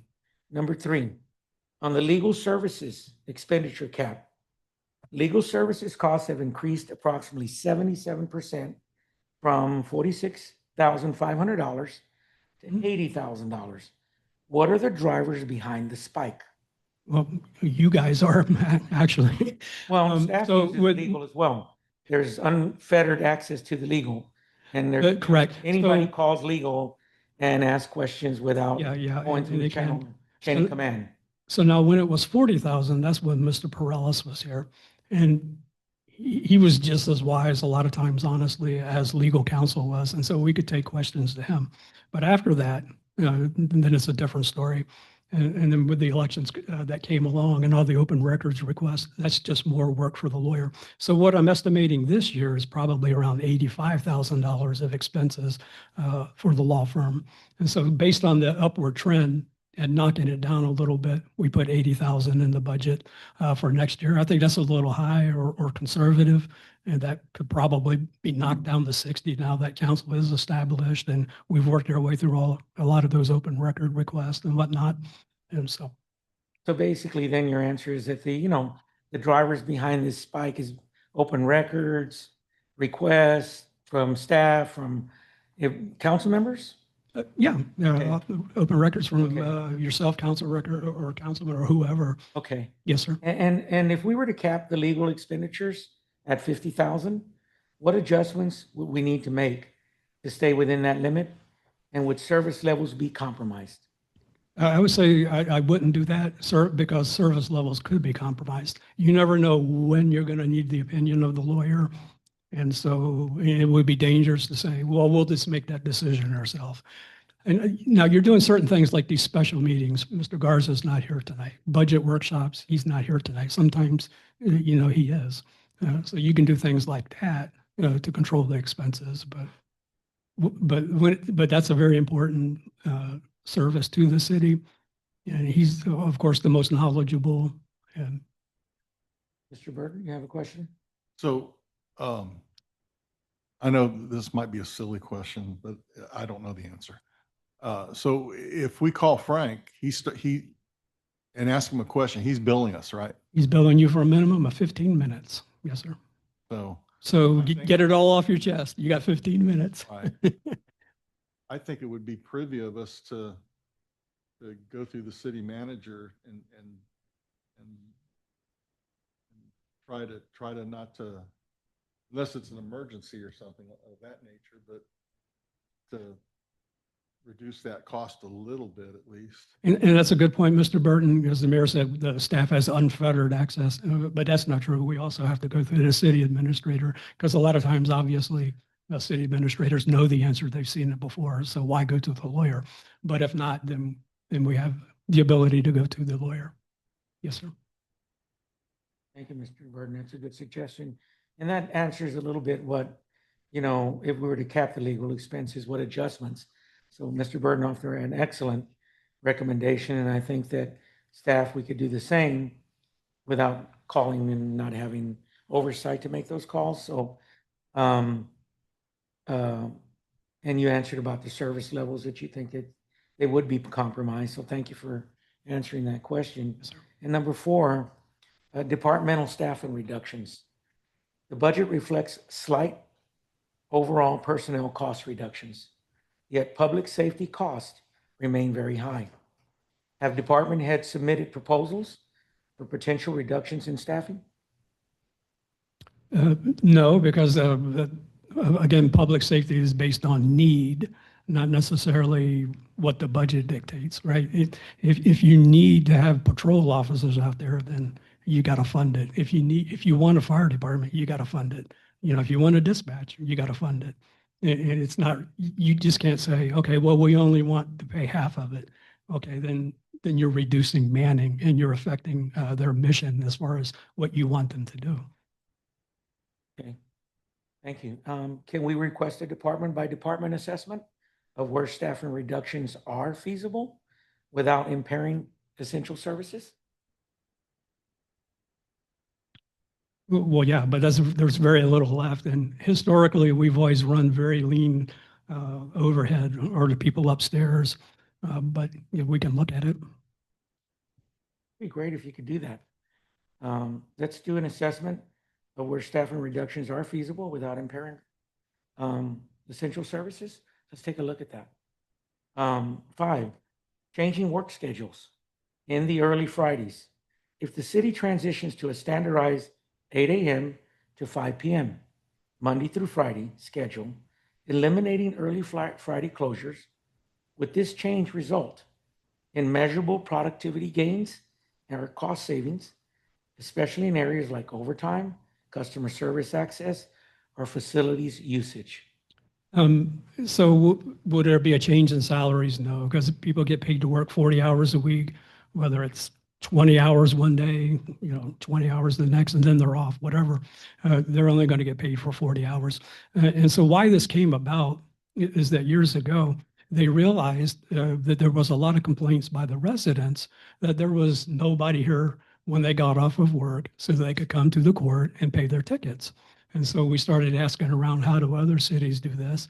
And we found out that a lot of cities were having extended hours Monday through Thursday. And then on Friday, they were cutting back because a lot of people, they're starting their weekend on Friday. They're not coming in and paying tickets. And so the volume that we saw at the time verified that there wasn't a lot of people coming in Friday anyway.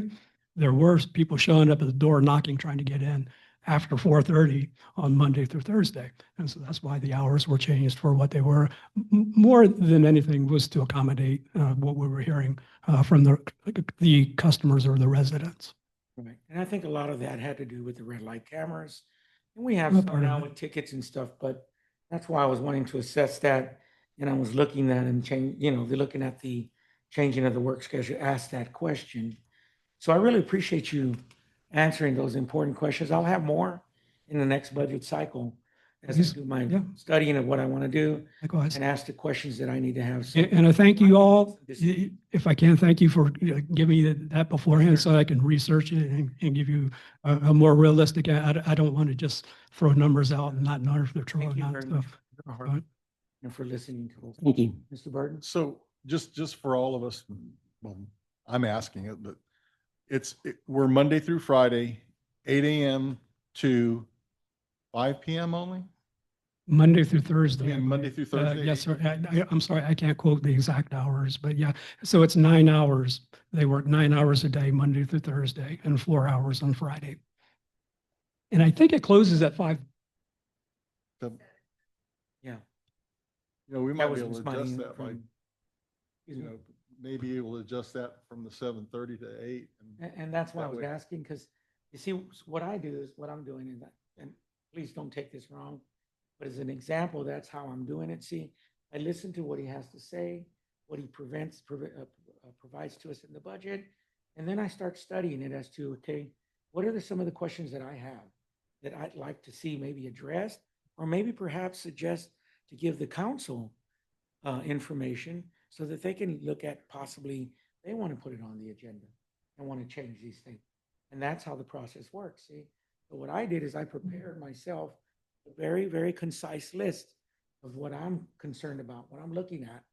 And then I present it to him and just ask him these questions so he can give me more information and I can process it. And then I can determine what direction I would like to suggest to you as your leader and mayor to provide to you guidance as a governing body. And so I'm just trying to utilize the process to help facilitate a more easy process through the budgeting workshop. Mr. Enriquez? May I be recognized? Yes, sir. Go right ahead, Okay. sir. I just, because it was brought up, both these matters were brought up earlier, and I wanted to provide answers to you. The staffer, you can tell, aside from the fire ordinance, because I thought that might come up, I thought it would be best, because we'll be meeting a lot over these times, that Right. only on an as really needed basis to cut down on their time here. But the question was asked about Crestview Street. I received a response back from Ms. Anderson. Phase 2 is done. They are waiting on Bear County to follow up on the final punch list. So they've terminated the Phase 2. I believe there's another phase to Crestview. The question was also brought up with respect to blown motors. Bruce responded back to me. We replaced one and overhauled one, got both done at no charge to us. So those are I just wanted to provide answers Okay, to those great. two. They were under warranty, yes, sir. Crestview, did you have a concern? I have a city administrator question. Okay, sure. I was coming home today over on Balcony Heights Road by 10 and Gill Road, I think it is. And there was some construction going on over there. and there was a couple of police officers there. So my question is, do we have the opportunity to have our off-duty police officers go over there and make overtime for structured work in Balcony Heights? Those were our uniformed officers that you saw there?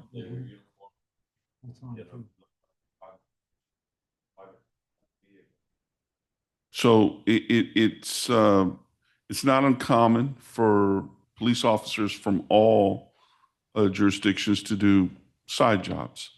I will have to get back to you with respect to that particular instance. I'll let Floyd go ahead. Just a little history from being here forever. It's the responsibility of the people that are doing the construction to hire these people.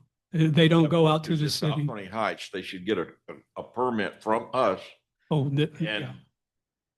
hire our police officer. That's. I don't know if it requires a permit for them to hire our officers, but for the work, I assume they pulled a permit. So, I apologize. I misunderstood the question. First off, they need to get a permit. If the work is in Balcony Heights, they need to come here and apply for a permit. Right? Just like a residential permit or a street project. You know, if they're doing work here, they need a permit from here. And then they also need we need the first choice of hiring an off-duty officer to go over there and make the overtime. And I just want you to look into it. Yeah, we wouldn't pay an officer overtime do is, when they can pay it. let's put that on other business items on the agenda. Let's stick with the budget. We're still in the budget workshop. Let's stay on point, good point. We'll look at it and take care. So let's stick with the budget. You have an item for the budget that you'd like to discuss with Mr. Mezek? I just wanted to go back to that Thank other you. slide that showed all the subcommittees that we were looking at. Because one of the subcommittees, the little subdivisions, there was like 16 of them or something like that. You Oh, the special revenue funds, right here. Yes. to take a picture of that because one of the ones that I noticed was that we had one for business incentives. And I noticed the count is pretty bled dry. I mean, if we're looking for revenue and increasing businesses to grow and prosper, we should have some, I think that should grow in order to give businesses an incentive. Like if you do this to your property or you improve this, then we'll do this. And I don't think the city is really like, it's like we want more money, but we don't want to do anything about it. But we want to spend all your money. If 64% of the budget or income comes from our businesses, why aren't we looking at trying to like encourage them to make 65% or 70% of the budget? See, and that's an idea to help increase revenues. Put your thoughts down on paper, create an item, and then present it to the council or present it to the city administrator. We can get it on the next item on the agenda for discussion and consideration. That's how we move forward. Good job. Okay. Yes, sir. If there's no further discussion, I move to adjourn. Okay, but let's make sure Mr. Messick is finished. I'm finished. But let me say, Mr. Ebersol, you will be getting these slides. And they're also they were in the first packet as well, Anything else? except for the 16 funds. But Ms. Weaver, you have anything else? Okay, he's made a motion to adjourn. Do we have a second? All in favor?